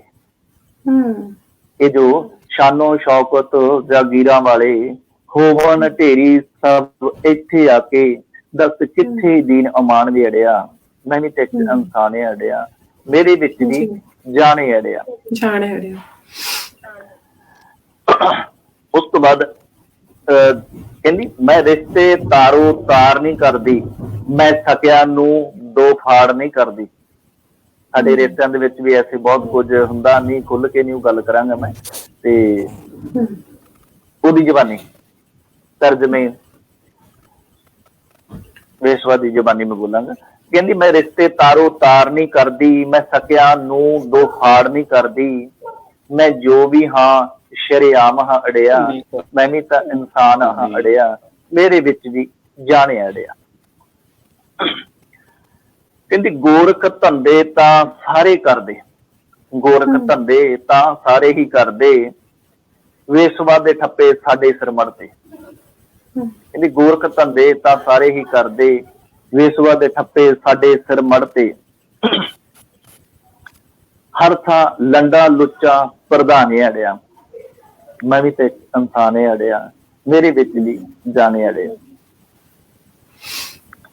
ਕਹਿੰਦੇ, ਜਿਸਮ ਨੋਚਣ ਨੂੰ ਹਰ ਕੋਈ ਆਉਂਦਾ, ਜਿਸਮ ਨੋਚਣ ਨੂੰ ਹਰ ਕੋਈ ਆਉਂਦਾ, ਨਾ ਤੇਜੀ ਤੇਰੇ ਵਾਂਗ ਕੋਈ ਨੀ ਨਿਭਾਉਂਦਾ। ਕਹਿੰਦੇ, ਜਿਸਮ ਨੋਚਣ ਤਾਂ ਹਰ ਕੋਈ ਆਉਂਦਾ, ਤੇਜੀ ਤੂੰ ਕਿਉਂ ਨੀ ਨਿਭਾਉਂਦਾ। ਚੱਲ ਸਾਡੀ ਵੀ ਲਿਖਦੇ ਕੋਈ ਦਸਤਾਨ ਵੀ ਅੜਿਆ, ਚੱਲ ਸਾਡੀ ਵੀ ਲਿਖਦੇ ਕੋਈ ਦਾਸਤਾਨ ਵੀ ਅੜਿਆ, ਮੈਂ ਵੀ ਤਾਂ ਇੱਕ ਇਨਸਾਨ ਅੜਿਆ, ਮੇਰੇ ਵਿੱਚ ਵੀ ਜਾਣੇ ਅੜਿਆ। ਬਹੁਤ ਵਧੀਆ ਤੇਜੀ ਜੀ, ਬਹੁਤ ਬਹੁਤ ਸ਼ੁਕਰੀਆ ਤੇਜੀ ਜੀ। ਤੁਸੀਂ ਵੀ ਬਹੁਤ ਸੋਹਣੇ ਜਿਹੜੇ ਆ ਤੇ ਵੱਖਰੇ ਵਿਸ਼ੇ ਛੋਏ ਨੇ ਆਪਣੀ ਕਵਿਤਾ ਦੇ ਵਿੱਚ, ਤੇ ਅਸੀਂ ਦੁਆਵਾਂ ਕਰਦੇ ਹਾਂ ਕਿ ਤੁਹਾਡੀ ਕਲਮ ਹੈ ਜਿਹੜੀ ਬੁਲੰਦ ਰਵੇ ਤੇ ਹੋਰ ਵਿਸ਼ਿਆਂ ਨੂੰ ਜਿਹੜਾ ਹੈਗਾ ਬਖੂਬੀ ਨਾਲ ਛੂਏ ਤੇ ਸਮਾਜ ਦੇ ਵਿੱਚ ਜਿਹੜਾ ਹੈਗਾ ਵੱਖਰਾਪਣ ਲੈ ਕੇ ਆਵੇ, ਤੇ ਬੁਲੰਦੀਆਂ ਦੀ ਕਾਮਨਾ ਕਰਦੇ ਹਾਂ ਜੀ। ਅੱਗੇ ਸਾਡੇ ਨਾਲ ਜੁੜੇ ਨੇ ਜੀ ਵਿਕਰਮ ਚੀਮਾ ਜੀ, ਗੁਰਦਾਸਪੁਰ ਜ਼ਿਲ੍ਹੇ ਦੇ ਛੋਟੇ ਜਿਹੇ ਪਿੰਡ ਵਰਸਾਲ ਚੱਕ ਤੋਂ ਪਰਥ ਵਿੱਚ ਸੈਟਲ ਹੋਏ ਵਿਕਰਮ ਚੀਮਾ ਨੇ ਜ਼ਿੰਦਗੀ ਦੀ ਭੱਜ ਦੌੜ ਦੇ ਵਿੱਚ ਵੀ ਪੜ੍ਹਨ ਤੇ ਲਿਖਣ ਦੇ ਸ਼ੌਕ ਨੂੰ ਜਿੰਦਾ ਰੱਖਿਆ ਹੋਇਆ। ਕਲਮਾਂ ਬੋਲਦੀਆਂ ਨਾਂ ਦੇ ਸਾਂਝੇ ਕਾਵ ਸੰਗ੍ਰਹਿ ਦੇ ਵਿੱਚ ਉਹਨਾਂ ਨੇ ਹਾਜ਼ਰੀ ਲਵਾਈ ਹੈ ਸਭ ਤੋਂ ਪਹਿਲਾਂ, ਤੇ ਹੁਣੇ ਉਹਨਾਂ ਦੀ ਜਿਹੜੀ ਹੈਗੀ ਹੈ ਪਹਿਲੀ ਕਿਤਾਬ ਮਿੱਟੀ ਦੇ ਜਾਏ ਛਪੀ ਹੈ। ਪਰਥ ਵਿੱਚ ਸੈਟਲ ਵਿਕਰਮ ਚੀਮਾ ਆਪਣੇ ਬਹੁਤ ਬਿਜ਼ੀ ਸਮੇਂ ਦੇ ਵਿੱਚੋਂ, ਅਸੀਂ ਸਾਰੇ ਜਿਹੜੇ ਭੈਣ ਭਰਾ ਬਾਹਰ ਰਹਿੰਦੇ ਆ, ਵੈਸੇ ਤਾਂ ਇੰਡੀਆ ਦੇ ਵਿੱਚ ਵੀ ਹੁਣ ਬਹੁਤ ਸਾਰੇ ਵਿਅਸਤ ਰਹਿੰਦੇ ਨੇ, ਪਰ ਬਾਹਰ ਵਾਲਿਆਂ ਨੂੰ ਤਾਂ ਪਤਾ ਹੈ ਕਿ ਦਿਨ ਰਾਤ ਇੱਕੋ ਹੀ ਹੋਇਆ ਰਹਿੰਦਾ ਸਾਡਾ। ਤੇ ਉਹ ਜਿਹੇ ਟਾਈਮਾਂ ਦੇ ਵਿੱਚ ਵੀ ਜੇ ਇੱਥੇ ਕਲਮਾਂ ਜਿਹੜੀਆਂ ਹੈਗੀਆਂ ਆਪਣੀ ਮਾਂ ਬੋਲੀ ਨੂੰ ਅੱਗੇ ਲੈ ਕੇ ਆ ਰਹੀਆਂ, ਪੰਜਾਬੀ ਦੇ ਵਿੱਚ ਕਿਤਾਬਾਂ ਛਪ ਰਹੀਆਂ, ਤਾਂ ਇਹ ਬਹੁਤ ਮਾਣ ਵਾਲੀ ਗੱਲ ਹੈ। ਮਿੱਟੀ ਦੇ ਜਾਏ ਕਿਤਾਬ ਜਿਹੜੀ ਹੈਗੀ ਆ ਉਹਦੇ ਵਿੱਚ ਵਿਕਰਮ ਚੀਮਾ ਜੀ ਨੇ ਜ਼ਿੰਦਗੀ ਦੇ ਹਰ ਮੁੱਦੇ ਤੇ ਲਿਖਿਆ, ਤੇ ਕਿਤਾਬ ਨੂੰ ਜਿਹੜਾ ਹੈਗਾ ਪਾਠਕਾਂ ਵੱਲੋਂ ਕਾਫੀ ਵਧੀਆ ਹੁੰਗਾਰਾ ਵੀ ਮਿਲਿਆ। ਆਓ ਹੁਣ ਆਪਾਂ ਹੋਰ ਗੱਲਬਾਤ ਕਰਨ ਦੀ ਬਜਾਏ ਵਿਕਰਮ ਚੀਮਾ ਜੀ ਤੋਂ ਉਹਨਾਂ ਦੀ ਕਹਾਣੀ ਉਹਨਾਂ ਦੇ ਕਾਵਿਕ ਰੂਪ ਦੇ ਵਿੱਚ ਹੀ ਸੁਣਦੇ ਹਾਂ। ਵਿਕਰਮ ਚੀਮਾ ਜੀ।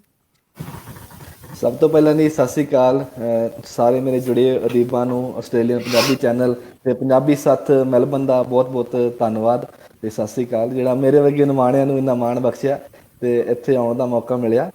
ਤੇ ਮੈਂ ਕਦੀ ਸੋਚਿਆ ਵੀ ਨਹੀਂ ਸੀਗਾ ਕਿ ਮੈਂ ਇੱਦਾਂ ਦੇ ਪਲੇਟਫਾਰਮ ਤੇ ਆਊਂਗਾ। ਜਿਵੇਂ ਆਸਟ੍ਰੇਲੀਆ ਦੀ ਤੁਸੀਂ ਦੱਸਿਆ ਆ ਕਿ ਸਾਰੀ ਬਿਜ਼ੀ ਜ਼ਿੰਦਗੀ ਆ, ਉਹਦੇ ਵਿੱਚ ਟਾਈਮ ਨਹੀਂ ਮਿਲਦਾ। ਮੇਰਾ ਵੀ ਇਵੇਂ ਸੀਗਾ ਕਿ ਪਹਿਲਾਂ ਸਟੂਡੈਂਟ ਲਾਈਫ, ਫਿਰ ਵੀਜ਼ਿਆਂ ਦਾ ਸਾਰਾ ਕੁਛ ਭੱਜ ਦੌੜ ਦੇ ਵਿੱਚ ਤੇ ਏਦਾਂ ਹੀ ਬਸ ਸ਼ੌਕ ਸੀਗਾ, ਪੜ੍ਹਦਾ ਸੀਗਾ ਮੈਂ ਲਿਖਣਾ ਤਾਂ ਜਿਵੇਂ ਪਿਛਲੇ 2-3 ਸਾਲ ਤੋਂ ਹੀ ਸ਼ੁਰੂ ਕੀਤਾ ਕਿ ਜੀ ਫੇਸਬੁੱਕ ਦੇ ਉੱਤੇ ਕਾਫੀ ਸਾਰੇ ਜਿਵੇਂ ਪੇਜ ਆ, ਗਰੁੱਪ ਆ, ਉਹਨਾਂ ਦੇ ਵਿੱਚ ਨਵੀਆਂ ਕਲਮਾਂ ਬਹੁਤ ਸੋਹਣਾ ਲਿਖ ਰਹੀਆਂ ਹੈ ਤੇ ਮੈਂ ਵੀ ਉਹਨਾਂ ਨੂੰ ਦੇਖ ਦੇਖ ਕੇ ਹੀ ਸ਼ੁਰੂ ਕੀਤਾ ਸੀਗਾ ਤੇ ਹੌਲੀ ਹੌਲੀ ਫਿਰ ਜਿਵੇਂ ਸਾਰੇ ਪਾਠਕਾਂ ਵੱਲੋਂ ਕਾਫੀ ਮੈਨੂੰ ਹੁੰਗਾਰਾ ਮਿਲਿਆ ਤੇ ਮੈਂ ਇਸ ਗੱਲ ਤੱਕ ਪਹੁੰਚਿਆ ਕਿ ਮੈਂ ਕਿਤਾਬ ਆ ਗਈ ਮੇਰੀ। ਮੈਨੂੰ ਅਜੇ ਵੀ ਇੰਨਾ ਲੱਗਦਾ ਨਹੀਂ ਹੈ ਕਿ ਮੈਂ ਆਪਣੀ ਖੁਦ ਹੀ ਕਿਤਾਬ ਪੜ੍ਹੀ ਤੇ ਮੈਨੂੰ ਯਕੀਨ ਨਹੀਂ ਸੀ ਆਉਂਦਾ ਕਿ ਮੈਂ ਖੁਦ ਲਿਖ ਦਿੱਤੀ ਹੈ ਕਿ ਸਾਰਾ ਕੁਝ ਜੋ ਵੀ ਹੋਇਆ ਹੈ ਸੁਪਨੇ ਵਾਂਗ ਲੱਗਦਾ ਹੈ ਮੈਨੂੰ ਸਾਰਾ ਕੁਝ। ਬਹੁਤ ਸੋਹਣਾ। ਮੈਂ ਤੁਹਾਡੇ ਸਾਹਮਣੇ ਆਪਣੀ ਕਿਤਾਬ ਦੇ ਵਿੱਚੋਂ ਹੀ ਕੁਝ ਕਵਿਤਾਵਾਂ ਬੋਲਾਂਗਾ ਜ਼ਰੂਰ ਮੈਂ ਅੱਜ, ਇਰਸ਼ਾਦ ਜੀ। ਜੇ ਤੁਹਾਡੀ ਇਜਾਜ਼ਤ ਹੋਵੇ ਤਾਂ ਮੈਂ ਸ਼ੁਰੂ ਕਰਾਂ। ਜ਼ਰੂਰ ਜੀ ਜ਼ਰੂਰ। ਜਿਵੇਂ ਸਾਰੇ ਅਦੀਬਾਂ ਨੇ ਮੋਸਟਲੀ ਲਿਖਿਆ, ਜਿਵੇਂ ਮਾਂ ਤੇ ਧੀ ਤੇ ਭੈਣਾਂ ਤੇ ਲਿਖਿਆ, ਤੇ ਮੈਂ ਵੀ ਆਪਣੀ ਰਚਨਾ ਪਹਿਲੀ ਜਿਹੜੀ ਹੈ ਮੈਂ ਉਹਨਾਂ ਨਾਲ ਰਿਲੇਟਡ ਹੀ ਸ਼ੁਰੂ ਕਰੂੰਗਾ। ਜਿਵੇਂ ਆਪਣੇ ਹਿੱਸੇ ਦਾ ਆਉਂਦਾ ਜੀਵਨ ਇਹ ਆਪ ਹੀ ਲੱਭਦੀਆਂ ਨੇ। ਆਪਣੇ ਹਿੱਸੇ ਆਉਂਦਾ ਜੀਵਨ ਇਹ ਆਪ ਹੀ ਲੱਭਦੀਆਂ ਨੇ, ਉਂਝ ਧੀਆਂ ਲਈ ਅਰਦਾਸਾਂ ਕਰਵਾਉਂਦਾ ਕਿਹੜਾ ਏ। ਵਿਲੱਖਣ ਰੰਗ ਇਹ ਕੁਦਰਤ ਦੇ ਥੇਹਾਂ ਵਿੱਚ ਵੀ ਮਹਿਕ ਖਿਲਾਰੇ, ਨਹੀਂ ਤਾਂ ਬੰਜਰਾਂ ਦੇ ਵਿੱਚ ਫੁੱਲ ਉਗਾਉਂਦਾ ਕਿਹੜਾ ਏ। ਹਰ ਕੋਈ ਲੱਭਦਾ ਖੁਸ਼ੀਆਂ ਸੁੱਖਾਂ ਦੇ ਵਿੱਚ ਰਹਿਣਾ ਚਾਹਵੇ, ਹਰ ਕੋਈ ਲੱਭਦਾ ਖੁਸ਼ੀਆਂ ਸੁੱਖਾਂ ਦੇ ਵਿੱਚ ਰਹਿਣਾ ਚਾਹਵੇ, ਆਪੇ ਹੀ ਲੱਭ ਲੈਂਦੇ ਨੇ ਸਿਰਨਾਵੇਂ, ਨਹੀਂ ਤਾਂ ਦੁੱਖਾਂ ਨੂੰ ਘਰੇ ਬੁਲਾਉਂਦਾ ਕਿਹੜਾ ਏ। ਮਿੱਟੀ ਹੀ ਪਾਲ ਲਵੇ, ਮਿੱਟੀ ਜੰਮੇ ਮਿੱਟੀ ਹੀ ਪਾਲ ਲਵੇ, ਮਿੱਟੀ ਪਿੱਛੇ ਮਾਰਨ ਮਿੱਟੀ ਨੂੰ, ਮੌਤ ਵੀ ਬਿਨਾਂ ਦਸਤਕ ਹੀ ਆਣ ਖਲੋਏ, ਉਂਝ ਨਹੀਂ ਤਾਂ ਮਰਨਾ ਚਾਹੁੰਦਾ ਕਿਹੜਾ ਏ। ਬਹੁਤ ਸੋਹਣਾ। ਹੁਣ ਦੂਸਰੀ ਕਵਿਤਾ ਜੀ ਇਰਸ਼ਾਦ ਜੀ। ਜਿਵੇਂ ਮੋਟੀਵੇਸ਼ਨਲ ਥੋੜੀ ਜਿਹੀ, ਇੱਕ ਜਿਵੇਂ ਕੁਝ ਬੰਦੇ ਥੋੜਾ ਜਿਹਾ ਜਿਵੇਂ ਸਟਰਗਲ ਤੋਂ ਬਾਅਦ ਫੀਲ ਕਰਦੇ ਆ ਜੀ ਮੈਂ ਟੁੱਟ ਗਿਆ, ਮੈਂ ਨਹੀਂ ਕਰ ਸਕਦਾ, ਤੇ ਉਹਨਾਂ ਲਈ ਮੈਂ ਜਿਵੇਂ ਕੁਝ ਸ਼ਬਦ ਲਿਖੇ ਆ। ਲੰਮੀਆਂ ਰਾਹਾਂ ਪੈਂਡੇ ਬਿਖੜੇ ਕੰਡੇ ਵੀ ਜ਼ਰੂਰ ਮਿਲਣਗੇ, ਐਵੇਂ ਫੁੱਲਾਂ ਦੀ ਆਸ ਨਾ ਰੱਖੀ। ਚੰਗਿਆਂ ਨਾਲ ਮਾੜੇ ਵੀ ਮਿਲਣੇ, ਹਰ ਕੋਈ ਦੇਊ ਸਹਾਰਾ ਤੈਨੂੰ, ਕਿਸੇ ਤੋਂ ਐਵੇਂ ਬਹੁਤੀ ਝਾਕ ਨਾ ਰੱਖੀ। ਬਾਹਰੋਂ ਹੋਰ ਤੇ ਅੰਦਰੋਂ ਹੋਰ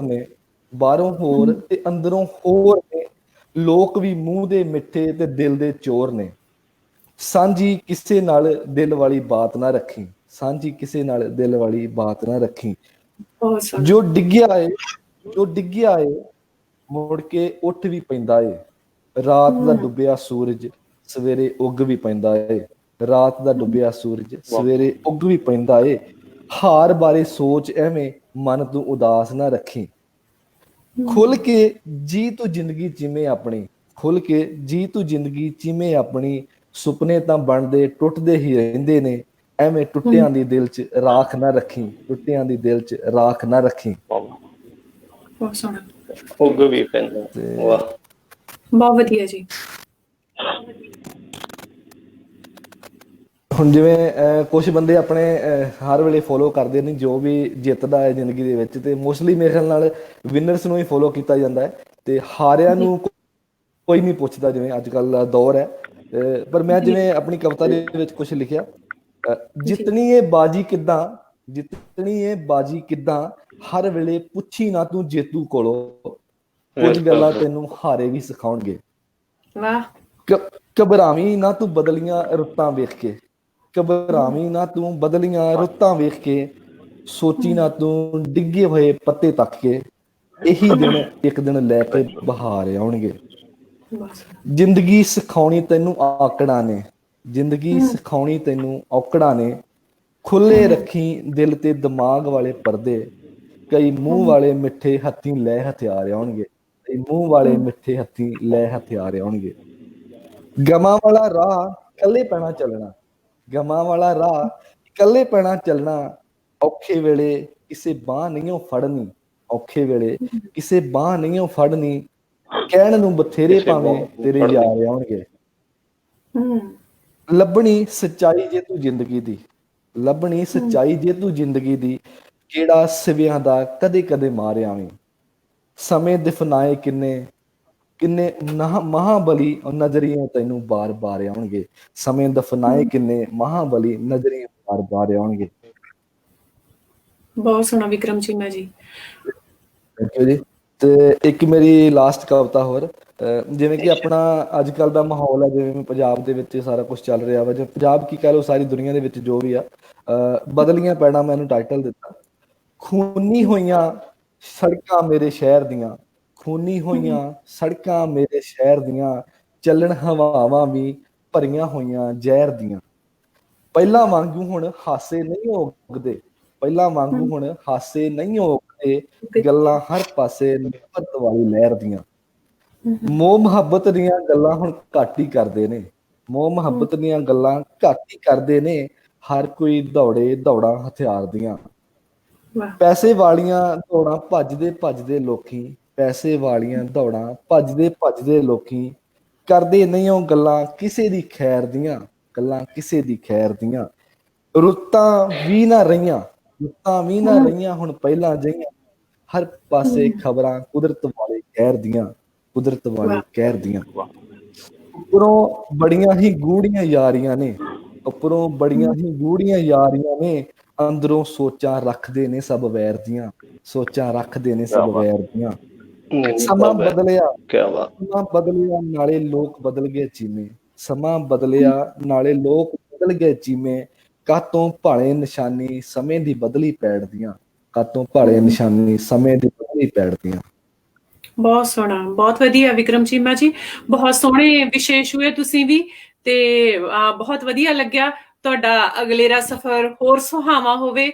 ਸਾਡੇ ਸਾਰਿਆਂ ਵੱਲੋਂ ਬਹੁਤ ਸਾਰੀਆਂ ਸ਼ੁਭਕਾਮਨਾਵਾਂ ਨੇ, ਤੇ ਰੱਬ ਕਰੇ ਤੁਹਾਡੀ ਕਲਮ ਨੂੰ ਬਖਸ਼ੇ, ਤੇ ਅਸੀਂ ਅਗਲੀਆਂ ਜਿਹੜੀਆਂ ਹੋਰ ਬਹੁਤ ਸਾਰੀਆਂ ਕਿਤਾਬਾਂ ਪੜ੍ਹੀਏ ਤੁਹਾਡੇ ਹੱਥੀਂ ਲਿਖੀਆਂ ਹੋਈਆਂ। ਜੀ ਬਿਲਕੁਲ ਜੀ। ਅਗਲੇ ਜੋ ਸਾਡੇ ਕਵੀ ਸਾਡੇ ਨਾਲ ਜੁੜੇ ਨੇ ਅੱਜ, ਤਰਤ ਸਲੇਟੀ ਨਾਮ ਦੀ ਚਰਚਿਤ ਕਿਤਾਬ ਦੇ ਨਾਲ ਸਾਹਿਤ ਜਗਤ ਦੇ ਵਿੱਚ ਆਲਰੇਡੀ ਅਲੱਗ ਪੈੜਾਂ ਪਾ ਚੁੱਕੇ ਨੇ। ਬਿੰਦਰ ਮਾਨ ਆਪਣੀਆਂ ਰਚਨਾਵਾਂ ਵਿੱਚ ਖੇਤਾਂ, ਪਿੰਡਾਂ ਅਤੇ ਪੰਜਾਬੀ ਸੱਭਿਆਚਾਰ ਦੀਆਂ ਬਾਤਾਂ ਪਾਉਂਦਾ ਹੈ। ਜ਼ਿੰਦਗੀ ਦੇ ਥਪੇੜਿਆਂ ਨੇ ਬਿੰਦਰ ਦੇ ਕਵੀ ਮਨ ਨੂੰ ਬਹੁਤ ਹਿੰਮਤ ਨਾਲ ਝੇਲਿਆ ਹੈ। ਹਜ਼ਾਰਾਂ ਹੀ ਰੁਕਾਵਟਾਂ, ਮੁਸ਼ਕਲਾਂ, ਦਰਦਾਂ ਤੇ ਪਰੇਸ਼ਾਨੀਆਂ ਨਾਲ ਜੂਝਦਾ ਮੱਧ ਵਰਗੀ ਕਵੀ ਆਪਣੀ ਕਲਮ ਦੇ ਜ਼ਰੀਏ ਹਿੰਮਤ ਸਮੇਟਦਾ ਰਿਹਾ ਤੇ ਅੱਗੇ ਵੱਧਦਾ ਰਿਹਾ। ਵੱਖ-ਵੱਖ ਥਾਵਾਂ ਤੇ ਮਾਨਾਂ ਸਨਮਾਨਾਂ ਦਾ ਹਿੱਸਾ ਬਣੇ ਬਿੰਦਰ ਮਾਨ ਨੇ ਆਪਣੀ ਕਲਮ ਨੂੰ ਬਹੁਤ ਹੀ ਬੁਲੰਦ ਰੱਖਿਆ ਹੋਇਆ ਹੈ। ਜਲਦੀ ਇਹਨਾਂ ਦੀ ਦੂਸਰੀ ਕਿਤਾਬ ਵੀ ਪਾਠਕਾਂ ਦੇ ਰੂਬਰੂ ਹੋਏਗੀ। ਤੇ ਹੁਣ ਜਿਹੜੀ ਸਾਰੀ ਸਟੇਜ ਹੈ ਜਾਂ ਸਾਰਾ ਜਿਹੜਾ ਆਨਲਾਈਨ ਕੇਂਦਰ ਹੈ, ਉਹ ਆਪਾਂ ਬਿੰਦਰ ਮਾਨ ਜੀ ਤੇ ਕਰਦੇ ਆ ਤੇ ਉਹਨਾਂ ਦੀਆਂ ਰਚਨਾਵਾਂ ਸੁਣਦੇ ਆ। ਬਿੰਦਰ ਮਾਨ ਜੀ, ਸਵਾਗਤ ਹੈ ਤੁਹਾਡਾ।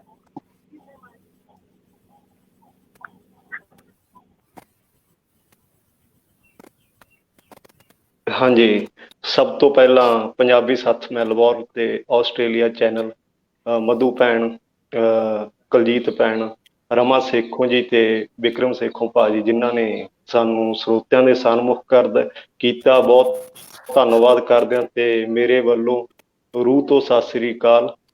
ਤੇ ਮੇਰੀ ਕਿਤਾਬ ਤਰਤ ਸਲੇਟੀ ਪੰਜਾਬੀ ਸੱਥ ਮੈਲਬੌਰਨ ਦੇ ਵਿੱਚ ਇਹਦੀ ਖੁੰਡਾਂ ਦਾ ਅੱਜ ਤੱਕ ਵੀ ਨਹੀਂ ਪਤਾ ਲੱਗਿਆ, ਬਟ ਫਿਰ ਵੀ ਮੈਨੂੰ ਮੇਰੀ ਤਰਤ ਸਲੇਟੀ ਨੇ ਇੱਕ ਬੜਾ ਵਧੀਆ ਸਫ਼ਰ ਤੇ ਰਾਹ ਦਿੱਤਾ।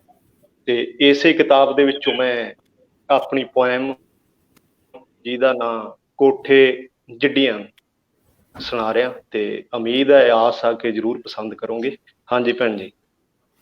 ਕੋਠੇ ਜਿੱਡੀਆਂ ਨੂੰ ਕੰਧਾਂ ਤੋਂ ਉੱਚੀਆਂ ਨੂੰ, ਕੋਠੇ ਜਿੱਡੀਆਂ ਨੂੰ ਕੰਧਾਂ ਤੋਂ ਉੱਚੀਆਂ ਨੂੰ, ਰੱਬ ਗਹਿਣੇ ਦਿੰਦਾ ਏ ਕੰਨਾਂ ਤੋਂ ਉੱਚੀਆਂ ਨੂੰ। ਇਹ ਹਾਰ ਹਵੇਲਾ ਨੇ, ਇਹ ਫੁੱਟਦੀਆਂ ਵੇਲਾਂ ਨੇ, ਇਹਨਾਂ ਲਈ ਉੱਡਣਾ ਔਖਾ ਏ ਘਰ ਹੀ ਜੇਲਾਂ ਨੇ।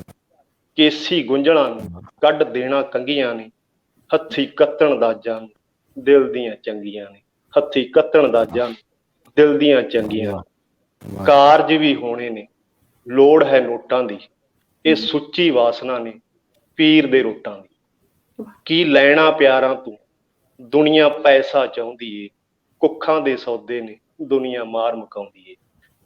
ਰਸਮਾਂ ਦੇ ਰੇਤੇ ਨੇ ਉੱਡ ਉੱਡ ਪੈਂਦੇ ਨੇ, ਰਾਖੇ ਇਹਨਾਂ ਦੇ ਕਿਹੜੇ ਘਰ ਰਹਿੰਦੇ ਨੇ। ਕਿਉਂ ਕਦਰਾਂ ਮਿਲਦੀਆਂ ਨਾ ਲਗਰੋਂ ਲੰਮੀਆਂ ਨੂੰ, ਕਿਉਂ ਲੋਕ ਪੱਥਰ ਸਮਝਦੇ ਨੇ ਢਿੱਡੋਂ ਜੰਮੀਆਂ ਨੂੰ। ਕੱਚੀ ਨੀਰ ਜਗਾਉਂਦਾ ਏ ਗੂੜੀ ਨੀਂਦੇ ਸੁੱਤੀਆਂ ਨੂੰ, ਕੋਠੇ ਜਿੱਡੀਆਂ ਨੂੰ ਕੰਧਾਂ ਤੋਂ ਉੱਚੀਆਂ ਨੂੰ, ਰੱਬ ਗਹਿਣੇ ਦਿੰਦਾ ਏ ਕੰਨਾਂ ਤੋਂ ਗੁੱਚੀਆਂ ਨੂੰ। ਵਾਹ ਵਾਹ। ਫਿਕਰ ਵੀ ਵਾਲੀ ਏ ਕੰਮਾਂ ਕਾਜਾਂ ਦੀ, ਇਹ ਹੱਦਾਂ ਵਿੱਚ ਰਹਿੰਦੀ ਏ ਸੋਚ ਹੈ ਲਾਜਾਂ ਦੀ। ਇਹ ਮਾਣ ਰੱਖਦੀਆਂ ਨੇ ਵੀਰੇ ਚੀਰੇ ਦਾ, ਇਹ ਮੁੱਲ ਪਛਾਣਦੀਆਂ ਨੇ ਪੱਗ ਦੇ ਲੀੜੇ ਦਾ, ਇਹ ਮੁੱਲ ਪਛਾਣਦੀਆਂ ਨੇ ਪੱਗ ਦੇ ਲੀੜੇ ਦਾ। ਚੁੱਲ੍ਹੇ ਚੌਂਕੇ ਤੇ ਇਹਨਾਂ ਦੇ ਪੈਰ ਵੀ ਚੜ੍ਹਨੇ ਨੇ, ਕਿਸੇ ਸ਼ਹਿਲ ਸਵੀਲੇ ਦੇ ਖਾਬ ਵੀ ਘੜਨੇ ਨੇ। ਇਹਨਾਂ ਘਰ ਵਸਾਉਣੇ ਨੇ ਮਾਰ ਪਸੰਦਾਂ ਨੂੰ, ਇਹਨਾਂ ਅਰਗ ਵੀ ਦੇਣੇ ਨੇ ਤਾਰੇ ਚੰਦਾਂ ਨੂੰ। ਮਾਪਿਆਂ ਦੇ ਦੁੱਖੜੇ ਪਤਾ ਹੁੰਦੇ ਪਾਣੀ ਜਿਹੀਆਂ ਸੁੱਚੀਆਂ ਨੂੰ, ਕੋਠੇ ਜਿੱਡੀਆਂ ਨੂੰ ਕੰਧਾਂ ਤੋਂ ਉੱਚੀਆਂ ਨੂੰ, ਰੱਬ ਗਹਿਣੇ ਦਿੰਦਾ ਏ ਕੰਨਾਂ ਤੋਂ ਉੱਚੀਆਂ ਨੂੰ, ਰੱਬ ਗਹਿਣੇ ਦਿੰਦਾ ਏ ਕੰਨਾਂ ਤੋਂ ਉੱਚੀਆਂ ਨੂੰ। ਵਾਹ। ਹਾਂਜੀ, ਮੇਰੀ ਅਗਲੀ ਕਵਿਤਾ, ਧੰਨਵਾਦ ਜੀ। ਕੁਦਰਤ ਪਾਣੀ ਹਵਾ ਧਰਤੀ, ਸ਼ੱਕਰਾਂ ਜਿਹੇ ਬੋਲ ਸਲਾਬੇ ਸੱਥਾਂ ਵਿੱਚ ਬੋਲੇ ਜਾਂਦੇ ਨੇ, ਬੋਰਾਂ ਤੋਂ ਡੂੰਘੇ ਭੇਦ ਮਨਾਂ ਦੇ ਰਾਤਾਂ ਨਾਲ ਖੋਲੇ ਜਾਂਦੇ ਨੇ। ਵੰਡ ਛਕਣ ਦੇ ਦਿੱਤੇ ਸਨੇਹੇ ਗੁਰੂ ਪੀਰ ਦੇ ਬਾਟੇ ਨੇ, ਕੁਦਰਤ ਪਾਣੀ ਹਵਾ ਦੇ ਮੁੱਢੋਂ ਧਰਤੀ ਨਾਲ ਗੂੜੇ ਨਾਤੇ ਨੇ, ਧਰਤੀ ਨਾਲ ਗੂੜੇ ਨਾਤੇ। ਅੱਕ ਜੰਡਾਂ ਦੇ ਫੁੱਲ ਜਦੋਂ ਵੀ ਮਹਿਕਾਂ ਨਾਲ ਭਾਰੇ ਹੋ ਜਾਂਦੇ, ਥੇਹਾਂ ਵਿੱਚ ਸੁਨੱਖੀ ਤੱਕ ਕੋਈ ਚਸ਼ਮੇ ਵੀ ਖਾਰੇ ਹੋ ਜਾਂਦੇ। ਰੱਬ ਰੂਪੀ ਖਜ਼ਾਨੇ ਦੇ ਵਿੱਚ ਕਿਸ ਗੱਲ ਦੇ ਤੋੜੇ ਘਾਟੇ ਨੇ, ਕੁਦਰਤ ਪਾਣੀ ਹਵਾ ਦੇ ਮੁੱਢੋਂ ਧਰਤੀ ਨਾਲ ਗੂੜੇ ਨਾਤੇ। ਸਰਬਰ ਸਰਬਰ ਖਿੜੀਆਂ ਧੁੱਪਾਂ ਨੂੰ ਲੇਪ ਕਾਸ਼ਨੀ ਰੰਗਾਂ ਦੇ, ਚਾਂਦੀ ਵਾਂਗੂ ਚਮਕਾਂ ਛੱਡਣ ਪਰਛਾਵੇਂ ਉੜਦੇ ਖੰਭਾਂ ਦੇ। ਸੂਰਜ ਦੇ ਨਾਲ ਰਾਂਝਸਾਂ ਪਾਈਆਂ ਅਲੜ ਉਮਰ ਦੇ ਝਾਟੇ ਨੇ, ਕੁਦਰਤ ਪਾਣੀ ਹਵਾ ਦੇ ਮੁੱਢੋਂ ਧਰਤੀ ਨਾਲ ਗੂੜੇ ਨਾਤੇ ਨੇ। ਫੁਲਕਾਰੀਆਂ ਉੱਤੇ ਉੱਡਣ ਤੋਤੇ ਫੜਨਾ ਹੁੰਦੇ ਹੱਥਾਂ ਤੋਂ, ਸਾਥ ਕਦੇ ਨਾ ਟੁੱਟਦੇ ਵੇਖੇ ਨੱਕਾਂ ਦੇ ਅਕਸਰ ਨੱਥਾਂ ਤੋਂ। ਖਟਾਸਾਂ ਦੇ ਹੀ ਗੰਧ ਮਾਰਦੇ ਜਦ ਵੀ ਰੰਗ ਬਦਲਿਆ ਆਟੇ ਨੇ, ਕੁਦਰਤ ਪਾਣੀ ਹਵਾ ਦੇ ਮੁੱਢੋਂ ਧਰਤੀ ਨਾਲ ਗੂੜੇ ਨਾਤੇ ਨੇ, ਧਰਤੀ ਨਾਲ ਗੂੜੇ ਨਾਤੇ ਨੇ। ਵਾਹ। ਤੇ ਮੈਨੂੰ ਉਮੀਦ ਹੈ ਜਰੂਰ ਪਸੰਦ ਆਏ ਹੋਣਗੇ ਸਾਡੇ ਨਿਮਾਣੇ ਜੇ ਲਫ਼ਜ਼। ਤੇ ਇੱਕ ਹੋਰ ਮੇਰੀ ਕਵਿਤਾ ਵਿਸਰੀਆਂ ਮੱਤਾਂ, ਜਿਹਨੂੰ ਸਭ ਨੇ ਬਹੁਤ ਸਾਰਾ ਪਿਆਰ ਦਿੱਤਾ। ਬੜੀ ਛੋਟੀ ਜੀ ਕਵਿਤਾ ਗੀ। ਉੜਦੀ ਏ ਧੂੜ ਨੀ ਸਕੀਏ, ਉੜਦੀ ਏ ਧੂੜ ਨੀ ਸਕੀਏ, ਗੋਡੇ ਲੱਗ ਬਹਿ ਜਾ ਨੀ, ਚੁੰਨੀ ਦੇ ਲੜ ਤੂੰ ਬੰਨ ਕੇ ਟਿੱਬਿਆਂ ਨੂੰ ਲੈ ਜਾ ਨੀ, ਚੁੰਨੀ ਦੇ ਲੜ ਤੂੰ ਬੰਨ ਕੇ ਟਿੱਬਿਆਂ ਨੂੰ ਲੈ ਜਾ ਨੀ।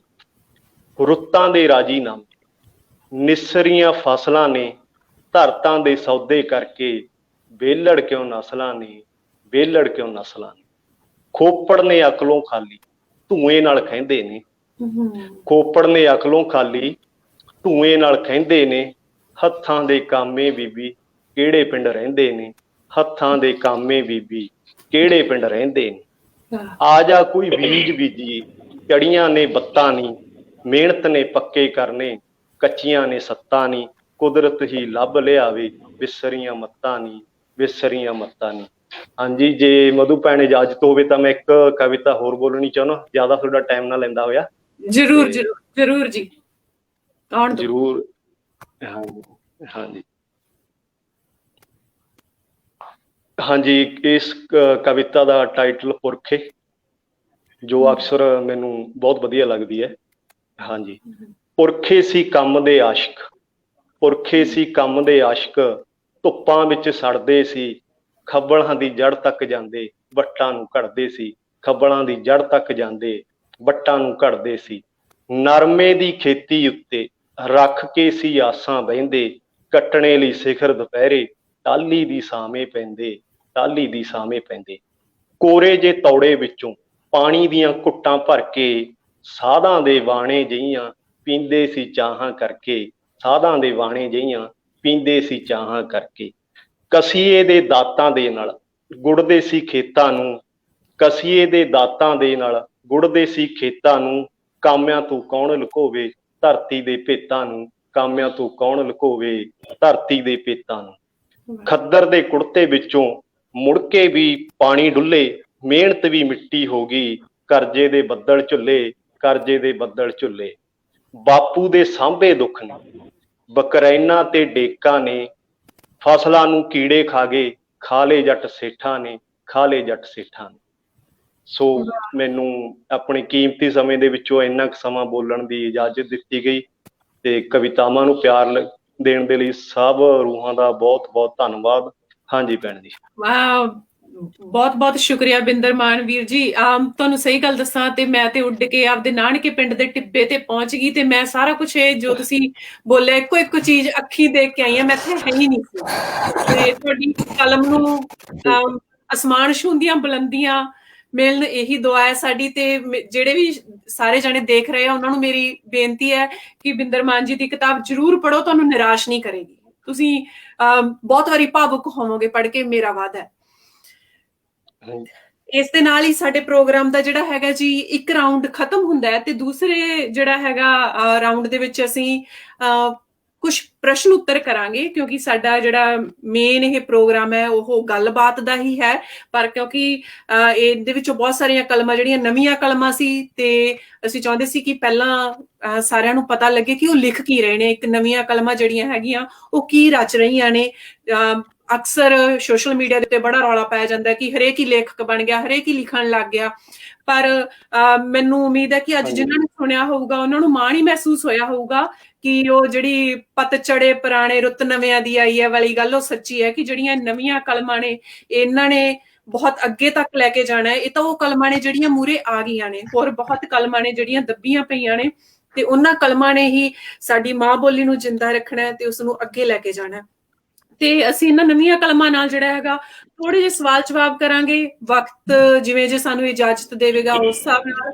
ਤੇ ਮੈਂ ਸਾਰਿਆਂ ਨੂੰ ਬੇਨਤੀ ਕਰਾਂਗੀ ਕਿ ਆਪਣੇ ਜਵਾਬ ਨੂੰ ਜਿਹੜਾ ਹੈਗਾ ਸੰਖੇਪ ਤੇ ਜਿਹੜਾ ਹੈਗਾ ਸਪੀਕ ਰੱਖੋ, ਤਾਂ ਕਿ ਜਿਹੜਾ ਆਪਾਂ ਮੁੱਦੇ ਤੋਂ ਨਾ ਭਟਕੀਏ ਤੇ ਆਪਾਂ ਘੱਟ ਤੋਂ ਘੱਟ ਸਮਾਂ ਲਈਏ, ਕਿਉਂਕਿ ਐਤਵਾਰ ਹੈ ਤੇ ਸਾਰਿਆਂ ਨੇ ਆਪਦੇ ਪਰਿਵਾਰ ਨਾਲ ਵੀ ਸਮਾਂ ਗੁਜ਼ਾਰਨਾ ਹੈ। ਤੇ ਆਪਾਂ ਜਿਹੜਾ ਹੈਗਾ ਇਹ ਆਪਾਂ ਪ੍ਰਸ਼ਨ ਉੱਤਰ ਦਾ ਅਗਲਾ ਸ਼ੁਰੂ ਕਰਦੇ ਹਾਂ। ਆਪਾਂ ਸ਼ੁਰੂ ਕਰਨਾ ਸੀਗਾ ਜੀ ਜੀਤ ਕੌਰ ਖੁਰਦ ਜੀ ਤੋਂ, ਪਰ ਮੈਨੂੰ ਉਹ ਨਜ਼ਰ ਨਹੀਂ ਆ ਰਹੇ। ਮੈਨੂੰ ਲੱਗਦਾ ਫੇਰ ਕੋਈ ਸਮੱਸਿਆ ਆ ਗਈ ਹੈ ਸ਼ਾਇਦ। ਜੀਤ ਜੀ ਤੁਸੀਂ ਸੁਣ ਰਹੇ ਹੋ ਸਾਨੂੰ? ਚਲੋ ਆਪਾਂ ਜੀਤ ਕੌਰ ਜੀ ਦੀ ਵੇਟ ਕਰਦੇ ਹਾਂ ਤੇ ਆਪਾਂ ਜਿਹੜਾ ਆਪਣਾ ਪਹਿਲਾ ਸਵਾਲ ਕਰਦੇ ਹਾਂ ਉਹ ਅਰਵਿੰਦਰ ਸਿੰਘ ਜੀ ਨੂੰ। ਅਰਵਿੰਦਰ ਵੀਰ ਜੀ, ਤੁਸੀਂ ਜਿਵੇਂ ਤੁਸੀਂ ਮੈਨੂੰ ਦੱਸਿਆ ਕਿ ਤੁਸੀਂ 2005 ਤੋਂ ਕਵਿਤਾਵਾਂ ਤੇ ਨਜ਼ਮਾਂ ਲਿਖ ਰਹੇ ਹੋ, ਤੇ ਅੱਜ ਤੁਹਾਡਾ ਪਹਿਲਾ ਮੌਕਾ ਹੈ ਕਿ ਤੁਸੀਂ ਜਿਹੜਾ ਜੱਗ ਜ਼ਾਹਰ ਹੋ ਕੇ ਆਪਣੀਆਂ ਰਚਨਾਵਾਂ ਸੁਣਾਈਆਂ ਨੇ 15 ਸਾਲਾਂ ਦੇ ਵਿੱਚ। ਕੀ ਤੁਸੀਂ ਕਦੇ ਇਹਨੂੰ ਜੱਗ ਜ਼ਾਹਰ ਕਰਨ ਬਾਰੇ ਨਹੀਂ ਸੋਚਿਆ? ਆਖਿਰ ਕਿਹੜੀ ਐਸੀ ਝਿਜਕ ਸੀ ਜਿਹਨੇ ਤੁਹਾਨੂੰ ਕਿਸੇ ਜਨਤਕ ਪਲੇਟਫਾਰਮ ਤੇ ਆਉਣ ਤੋਂ ਰੋਕੀ ਰੱਖੀ? ਤੇ ਇਹ ਜਿਹੜਾ ਸਵਾਲ ਹੈ ਇਹ ਮੇਰਾ ਬਾਕੀ ਕਲਮਾਂ ਨੂੰ ਵੀ ਹੈ ਜਿਹੜੀਆਂ ਗੁਮਨਾਮ ਲਿਖ ਰਹੀਆਂ ਨੇ ਸੋਸ਼ਲ ਮੀਡੀਆ ਦੇ ਉੱਤੇ। ਬਹੁਤ ਸਾਰੇ ਨਾਮ ਨੇ ਜਿਹੜੇ ਕਿ ਇੰਝ ਲੱਗਦਾ ਕਿ ਫੇਕ ਅਕਾਊਂਟ ਹੋਣ, ਹਨਾ, ਪਰ ਉਹ ਬਹੁਤ ਸੋਹਣਾ ਲਿਖ ਰਹੇ ਨੇ। ਤੇ ਇਹ ਜਿਹੜਾ ਜਵਾਬ ਹੈ ਇਹ ਸਵਾਲ ਉਹਨਾਂ ਵੱਲੋਂ ਵੀ ਹੋਏਗਾ, ਤੇ ਸ਼ਾਇਦ ਇਹ ਜਵਾਬ ਹੈ ਮੈਨੂੰ ਲੱਗਦਾ ਉਹਨਾਂ ਵੱਲੋਂ ਵੀ ਹੋਏਗਾ। ਤੇ ਇਹ ਸਾਰੇ ਜਿਹੜੇ ਗੁਮਨਾਮ ਸ਼ਾਇਰ ਨੇ ਉਹਨਾਂ ਦਾ ਉੱਤਰ ਅਸੀਂ ਲੱਭਣ ਦੀ ਕੋਸ਼ਿਸ਼ ਕਰ ਰਹੇ ਹਾਂ। ਅਰਵਿੰਦਰ ਜੀ। ਹਾਂਜੀ ਭੈਣ ਜੀ, ਫਿਰ ਤੁਹਾਡਾ ਧੰਨਵਾਦ ਜਿਨ੍ਹਾਂ ਨੇ ਮੈਨੂੰ ਮੌਕਾ ਦਿੱਤਾ ਇੱਥੇ ਆਉਣ ਦਾ। ਤੇ ਚੱਕਰ ਇਹ ਹੈ ਜੀ, ਮੈਂ ਲਿਖਦਾ 2005 ਤੋਂ ਸੀ, ਫਿਰ ਮੈਂ 2009 ਦੇ ਵਿੱਚ ਇੱਥੇ ਆ ਗਿਆ। ਤੁਹਾਨੂੰ ਪਤਾ ਹੀ ਆ ਲਾਈਫ ਇੱਥੇ ਕਿੱਦਾਂ ਦੀ ਚੱਲਦੀ ਆ। ਪਰ ਇਹਦਾ ਜਿਹੜਾ ਕ੍ਰੈਡਿਟ ਆ ਉਹ ਮੈਂ ਸਾਰਾ, ਮੇਰਾ ਫਰੈਂਡ ਆ ਜੀ ਰਿਚੀ, ਮੇ ਵੀ ਤੁਸੀਂ ਜਾਣਦੇ ਹੋ, ਪਰਥ 'ਚ ਰਹਿੰਦਾ, ਉਹਨੇ ਮੈਨੂੰ ਤੁਹਾਡੇ ਬਾਰੇ ਦੱਸਿਆ ਸੀਗਾ। ਤੇ ਜਾਣੀ ਉਹ ਮੇਰੀ ਜਿੰਦ ਜਾਨ ਹੈ ਜੀ, ਮੈਂ ਕਹਿ ਸਕਦਾ। ਉਹਦੇ ਬਿਨਾਂ ਮੈਂ ਸਾਹ ਵੀ ਨਹੀਂ ਲੈਂਦਾ। ਤੇ ਉਹੀ ਚੀਜ਼ ਬਸ ਮੈਂ ਲਿਖਦਾ ਸੀਗਾ। ਜਦੋਂ ਜਿੱਦਾਂ ਲਾਈਫ ਸੌਖੀ ਚੱਲਦੀ ਆ ਬੰਦਾ ਭੁੱਲ ਜਾਂਦਾ ਸਾਰੀਆਂ ਚੀਜ਼ਾਂ। ਜਿਉਂ ਕੋਈ ਹਾਦਸਾ ਤੁਹਾਡੀ ਲਾਈਫ 'ਚ ਹੁੰਦਾ, ਕੁਛ ਵੀ ਹੁੰਦਾ, ਕੋਈ ਕਹਿੰਦੇ ਹੁੰਦਾ ਵੀ ਤੁਸੀਂ ਕਿਸੇ ਪੈਸੇ ਦੇ ਕੇ ਕੁਛ ਵੀ ਕਰਕੇ ਤੁਸੀਂ ਕੁਛ ਵੀ ਬਣਾ ਸਕਦੇ ਹੋ, ਪਰ ਜਿਹੜਾ ਇੱਕ ਲਿਖਾਰੀ ਤੇ ਭਿਖਾਰੀ ਆ ਉਹ ਰੱਬ ਵੱਲੋਂ ਹੀ ਬਣ ਕੇ ਆਉਂਦਾ। ਇਹ ਕੋਈ ਇਹ ਨਹੀਂ ਹੈਗਾ ਵੀ ਮੈਨੂੰ ਕੋਈ ਯੂਨੀਵਰਸਿਟੀ 'ਚ ਜਾ ਕੇ। ਇੰਨਾ ਜ਼ਰੂਰ ਆ ਵੀ ਆਪਾਂ ਕਿਸੇ ਚੰਗੇ ਸ਼ਾਇਰਾਂ ਨੂੰ ਪੜ੍ਹ ਕੇ, ਜਿੱਦਾਂ ਮੈਂ ਦੇਬੀ ਮਖਸੂਸਪੁਰੀ ਸਾਹਿਬ ਦਾ ਬਹੁਤ ਮਰੀਦ ਆ, ਡਾਕਟਰ ਜਗਤਾਰ ਜੀ ਨੂੰ ਬਹੁਤ ਪੜ੍ਹਿਆ ਮੈਂ। ਸੋ ਉਹਨਾਂ ਨੂੰ ਪੜ੍ਹ ਕੇ ਆਪਣੀ ਕਲਮ ਨਿਖਾਰ ਤਾਂ ਸਕਦਾ ਬੰਦਾ। ਪਰ ਜੇ ਆਪਾਂ ਕਹੀਏ ਕਿਸੇ ਨੂੰ ਵੀ ਆ ਇਹਨੂੰ ਕਿਤੇ ਪੈਸੇ ਲਾ ਦਿਓ, ਇਹਨੂੰ ਕਿਤੇ ਯੂਨੀਵਰਸਿਟੀ ਭੇਜ ਦਿਓ, ਕੋਈ ਲਿਖ ਦਿਓ, ਇਹਨੂੰ ਸ਼ਾਇਰ ਬਣਾ ਦਿਓ, ਸੋ ਇੱਕ ਜੀ। ਰੱਬ ਹੀ ਬਣਾਉਂਦਾ ਭੈਣ, ਜਿਹੜੀ ਕਿ ਮੈਨੂੰ ਲੱਗਦਾ ਵੀ ਹੋ ਸਕਦਾ ਮੈਂ ਤੁਹਾਡੇ ਤੋਂ ਛੋਟਾ, ਸ਼ਾਇਦ ਮੈਨੂੰ ਪਤਾ ਵੀ ਨਾ, ਮੇਰੀ ਵੀ ਸੋਚ ਤੁਹਾਡੇ ਤੋਂ ਵੱਖਰੀ ਹੋਵੇ, ਪਰ ਜੋ ਮੇਰਾ ਅਨੁਭਵ ਆ, ਮੇਰਾ ਤਾਂ ਇਹੀ ਕਹਿੰਦਾ ਵੀ ਤੁਹਾਨੂੰ ਪ੍ਰਮਾਤਮਾ ਕਰਨੀ ਉਹ ਗॉड ਗਿਫਟ ਚੀਜ਼ ਹੁੰਦੀ ਆ। ਪਰ ਇਹਨੂੰ ਜਿਵੇਂ ਮੈਂ ਤੁਹਾਨੂੰ ਦੱਸਿਆ ਵੀ ਮੈਂ ਲਿਖਦਾ ਸੀ, ਪਰ ਮੈਨੂੰ ਇਹ ਮੈਂ ਬਸ ਲਿਖੀ ਜਾਂਦਾ, ਠੀਕ ਆ।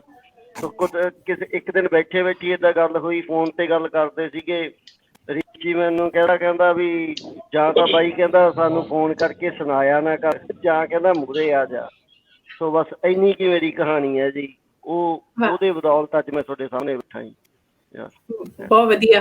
ਹਾਂਜੀ, ਬਹੁਤ ਸੋਹਣੀ ਗੱਲ ਕਹੀ ਕਿ ਲਿਖਾਰੀ ਤੇ ਭਿਖਾਰੀ ਹੈ ਜਿਹੜਾ ਉਹ ਪ੍ਰਮਾਤਮਾ ਹੀ ਬਣਾਉਂਦਾ। ਬਿਲਕੁਲ ਇਹ ਮੈਂ ਵੀ ਮੰਨਦੀ ਹਾਂ ਕਿ ਜਿੰਨੇ ਚਿਰ ਤੁਹਾਨੂੰ ਕਵਿਤਾ ਉਤਰਦੀ ਨਹੀਂ, ਜੇ ਤੁਸੀਂ ਟੇਬਲ ਤੇ ਬਹਿ ਕੇ ਕਵਿਤਾ ਲਿਖੀ ਹੈ ਤਾਂ ਉਹ ਤੁਸੀਂ ਕਵਿਤਾ ਨਹੀਂ ਲਿਖੀ ਹੈਗੀ, ਉਹ ਤੁਸੀਂ ਤੁਕਬੰਦੀ ਲਿਖੀ ਹੈ। ਜਿਹੜੀ ਕਵਿਤਾ ਆਊਗੀ ਤੁਹਾਨੂੰ ਉਹ ਉੱਪਰ ਉਤਰ ਕੇ ਆਊਗੀ ਤੇ ਉਹ ਜਿਹੜਾ ਹੈਗਾ ਬਿਨਾਂ ਰੋਕ ਟੋਕ ਇੱਕ ਵਹਾਅ ਵਾਂਗੂ, ਇੱਕ ਇਮੋਸ਼ਨ ਵਾਂਗੂ, ਇੱਕ ਭਾਵਨਾ ਵਾਂਗੂ ਵਹਿ ਕੇ ਨਿਕਲੂਗੀ ਤੁਹਾਡੇ ਵਿੱਚੋਂ। ਇੱਕ ਗੱਲ ਪਹਿਲੇ ਮੈਂ ਇੱਥੇ ਸੌਰੀ ਤੁਹਾਨੂੰ ਟੋਕ ਰਿਹਾ, ਇੱਕ ਗੱਲ ਮੈਂ ਹੋਰ ਇੱਥੇ ਜ਼ਰੂਰ ਦੱਸਦਾ, ਇਹਦੇ ਵਿੱਚ ਮੇਰੀਆਂ ਭੈਣਾਂ ਦਾ ਬਹੁਤ ਯੋਗਦਾਨ ਆ ਜੀ। ਮੈਨੂੰ ਜਿਵੇਂ ਕਿ ਰੱਬ ਤੋਂ ਮੈਂ ਕਦੇ ਦੇਖਿਆ ਨੀ ਗਾ, ਤੇ ਮੈਨੂੰ ਆਪਦੀਆਂ ਭੈਣਾਂ ਚੋਂ ਰੱਬ ਦਿਸਦਾ। ਉਹਨਾਂ ਨੇ ਮੈਨੂੰ ਬਹੁਤ ਸਪੋਰਟ ਕੀਤੀ ਹੈ ਕਿ ਜਿੱਥੇ ਵੀ ਮੈਂ ਲਾਈਫ 'ਚ ਡਿੱਗਿਆ, ਜਿੱਥੇ ਵੀ ਮੈਂ ਹਾਰਿਆ ਹਾਲਾਤਾਂ ਤੋਂ, ਉਹ ਮੇਰੇ ਨਾਲ ਮੋਢਾ ਲਾ ਕੇ ਖੜੀਆਂ। ਮੈਨੂੰ ਕਦੇ ਹੋਇਆ ਹੀ ਨਹੀਂ, ਕਦੇ ਮੈਨੂੰ ਲੱਗਦਾ ਹੁੰਦਾ ਵੀ ਯਾਰ ਰੱਬ ਇਹੀ ਰੱਬ ਆ ਵੀ ਦੇਖਿਆ ਨਹੀਂ ਜਦੋਂ। ਸੋ ਮੈਂ ਆਪਦੀਆਂ ਭੈਣਾਂ ਨੂੰ ਬਹੁਤ ਪਿਆਰ ਕਰਦਾ ਜੀ, ਸਾਰੀਆਂ ਨੂੰ, ਤੇ ਉਹਨਾਂ ਦੀ ਬਦੌਲਤ ਹੀ ਹੈ ਜੀ ਅੱਜ ਮੈਂ ਤੁਹਾਡੇ ਸਾਹਮਣੇ ਬੈਠਾ। ਥੈਂਕ ਯੂ ਭੈਣ ਜੀ। ਬਿਲਕੁਲ, ਬਹੁਤ ਵਧੀਆ ਗੱਲ ਕਹੀ। ਹਾਂਜੀ, ਤੇ ਮੈਨੂੰ ਲੱਗਦਾ ਕਿ ਜਿਹੜੇ ਆਪਾਂ ਗੁਮਨਾਮ ਸ਼ਾਇਰਾਂ ਦੀ ਗੱਲ ਕਰ ਰਹੇ ਸੀ, ਇਹਦੇ ਵਿੱਚੋਂ ਇਹੀ ਸ਼ਾਇਦ ਜਵਾਬ ਨਿਕਲ ਕੇ ਆਉਂਦਾ ਹੈ। ਹਾਲਾਂਕਿ ਅਸੀਂ ਕੋਸ਼ਿਸ਼ ਕਰਾਂਗੇ ਕਿ ਪ੍ਰੋਗਰਾਮ ਦੇ ਅਗਲੇ ਹਿੱਸੇ ਦੇ ਵਿੱਚ ਕੋਈ ਮੱਝੀ ਹੋਈ ਕਲਮ ਆ ਕੇ ਇਹਨਾਂ ਨਵੀਆਂ ਕਲਮਾਂ ਦੇ ਮੁੱਦਿਆਂ ਤੇ ਗੱਲ ਕਰੇ। ਪਰ ਮੈਨੂੰ ਲੱਗਦਾ ਕਿ ਜੇ ਤੁਹਾਨੂੰ ਫੈਮਿਲੀ ਦਾ ਤੇ ਆਪਣੇ ਦੋਸਤਾਂ ਦਾ, ਤੁਹਾਡਾ ਪਰਿਵਾਰ ਤੇ ਤੁਹਾਡੇ ਦੋਸਤ ਮਿੱਤਰ ਤੁਹਾਡਾ ਸਾਥ ਦਿੰਦੇ ਨੇ, ਤੇ ਤੁਹਾਨੂੰ ਗੁਮਨਾਮ ਰਹਿ ਕੇ ਲਿਖਣ ਦੀ ਲੋੜ ਨਹੀਂ। ਬਾਹਰ ਆਓ, ਲਿਖੋ। 4 ਲੋਕ ਤੁਹਾਨੂੰ ਤਾਰੀਫ ਕਰਨ ਵਾਲੇ ਵੀ ਮਿਲਣਗੇ ਤੇ 4 ਲੋਕ ਤੁਹਾਨੂੰ ਪਿਛਾਂਹ ਖਿੱਚਣ ਵਾਲੇ ਵੀ ਮਿਲਣਗੇ, ਪਰ ਆਪਣਾ ਸਹਾਰਾ ਉਹਨਾਂ ਨੂੰ ਬਣਾਓ ਜਿਹੜੇ ਤੁਹਾਨੂੰ ਮੈਨੂੰ ਕੁਝ ਵੀ ਸਾਫ਼ ਨਹੀਂ ਸੁਣਾਈ ਦੇ ਰਿਹਾ। ਤੇ ਮੈਨੂੰ ਲੱਗਦਾ ਜੀਤ ਜੀ ਕਾਫੀ ਸਟਰਗਲ ਕਰ ਰਹੇ ਨੇ ਆਪਣੇ ਨੈਟ ਦੇ ਨਾਲ। ਚਲੋ ਕੋਈ ਨਾ, ਫੇਰ ਹੁਣ ਉਹਨਾਂ ਦਾ ਸਵਾਲ ਆਉਣ ਵਾਲਾ ਸੀ ਪਰ ਉਹ ਗਾਇਬ ਹੋ ਗਏ ਨੇ। ਆਪਾਂ ਆਪਣਾ ਅਗਲਾ ਸਵਾਲ ਲੈ ਕੇ ਚੱਲਦੇ ਹਾਂ ਜੀ ਤੇਜੀ 34 ਵਾਲਾ ਜੀ ਕੋਲ। ਤੇਜੀ ਜੀ, ਜਿਵੇਂ ਤੁਸੀਂ ਦੱਸਿਆ ਕਿ ਤੁਸੀਂ 6ਵੀਂ ਕਲਾਸ ਤੋਂ ਲਿਖ ਰਹੇ ਹੋ, ਤੁਸੀਂ ਛੋਟੇ ਹੁੰਦਿਆਂ ਤੋਂ ਲਿਖ ਰਹੇ ਹੋ ਤੇ ਲਿਖ ਵੀ ਤੁਸੀਂ ਬਹੁਤ ਸੋਹਣਾ ਰਹੇ ਹੋ। ਤੇ ਆਪਣੇ ਅੱਜ ਕਿਤਾਬਾਂ ਦੀ ਗੱਲ ਕੀਤੀ ਹੈ, ਤੁਸੀਂ ਨਹੀਂ ਕਦੇ ਕਿਤਾਬ ਛਪਾਉਣ ਬਾਰੇ ਸੋਚਿਆ? ਕੀ ਖਿਆਲ ਹੈ ਤੁਹਾਡਾ ਕਿ ਹਰ ਲੇਖਕ ਨੂੰ ਕਿਤਾਬ ਛਪਾਉਣੀ ਚਾਹੀਦੀ ਹੈ? ਜਿਹੜਾ ਵੀ ਲਿਖਦਾ ਹੈ ਉਹਦਾ ਜਿਹੜਾ ਅਗਲਾ ਮੁੱਢ ਹੈ ਜਾਂ ਅਗਲੀ ਗੱਲ ਹੈ ਉਹ ਕਿਤਾਬ ਤੇ ਜਾ ਕੇ ਰੁਕਣੀ ਚਾਹੀਦੀ ਹੈ? ਜੀ, ਬਹੁਤ ਸੋਹਣੀ ਗੱਲ ਕੀਤੀ ਤੁਸੀਂ ਜੀ। ਬਿਲਕੁਲ ਜੀ। ਪਹਿਲੀ ਗੱਲ ਤਾਂ ਕੋਈ ਵੀ ਲੇਖਕ ਹੈ ਉਹ ਆਪਣੀਆਂ ਰਚਨਾਵਾਂ ਲਿਖਦਾ ਜੀ। ਕਿਤਾਬ ਸਾਡੇ ਲਈ ਛਪਾਉਣੀ ਬਹੁਤ ਜ਼ਰੂਰੀ ਹੈ, ਕਿਉਂਕਿ ਪਹਿਲੇ ਨੰਬਰ ਤੇ ਤਾਂ ਸਾਡੀਆਂ ਜਿਹੜੀਆਂ ਲਿਖੀਆਂ ਹੋਈਆਂ ਕਵਿਤਾਵਾਂ, ਸਾਡੇ ਜਿੰਨੇ ਵੀ ਲੇਖਕ ਦੀਆਂ ਜੋ ਵੀ ਰਚਨਾਵਾਂ ਹੁੰਦੀਆਂ, ਉਹ ਕਹਿੰਦੇ ਵੀ ਧੀਆਂ ਪੁੱਤਰਾਂ ਨਾਲੋਂ ਵੱਧ ਕੇ ਪਿਆਰੀਆਂ ਹੁੰਦੀਆਂ ਜੀ। ਕਹਿੰਦੇ ਵੀ ਕਿਸੇ ਨਾ ਕਵੀ ਦੇ ਕੋਲ ਨਾ ਆਪਣੀਆਂ ਲਿਖੀਆਂ ਹੋਈਆਂ ਇੱਕ ਬੰਨੇ ਰਚਨਾਵਾਂ ਪਈਆਂ, ਇੱਕ ਪਾਸੇ ਉਹਦੇ ਬੱਚੇ ਖੇਲ ਰਹੇ ਆ, ਤੇ ਕੋਈ ਆ ਗਿਆ ਤੇ ਉਹਨੂੰ ਕਵੀ ਨੂੰ ਪੁੱਛਿਆ, ਲੇਖਕ ਨੂੰ ਆ ਕੇ ਕਿਸੇ ਨੇ, ਕਹਿੰਦਾ ਤੁਸੀਂ ਕਿਹਨੂੰ ਪਿਆਰ ਕਰਦੇ ਹੋ ਹੱਦ ਤੋਂ ਜ਼ਿਆਦਾ?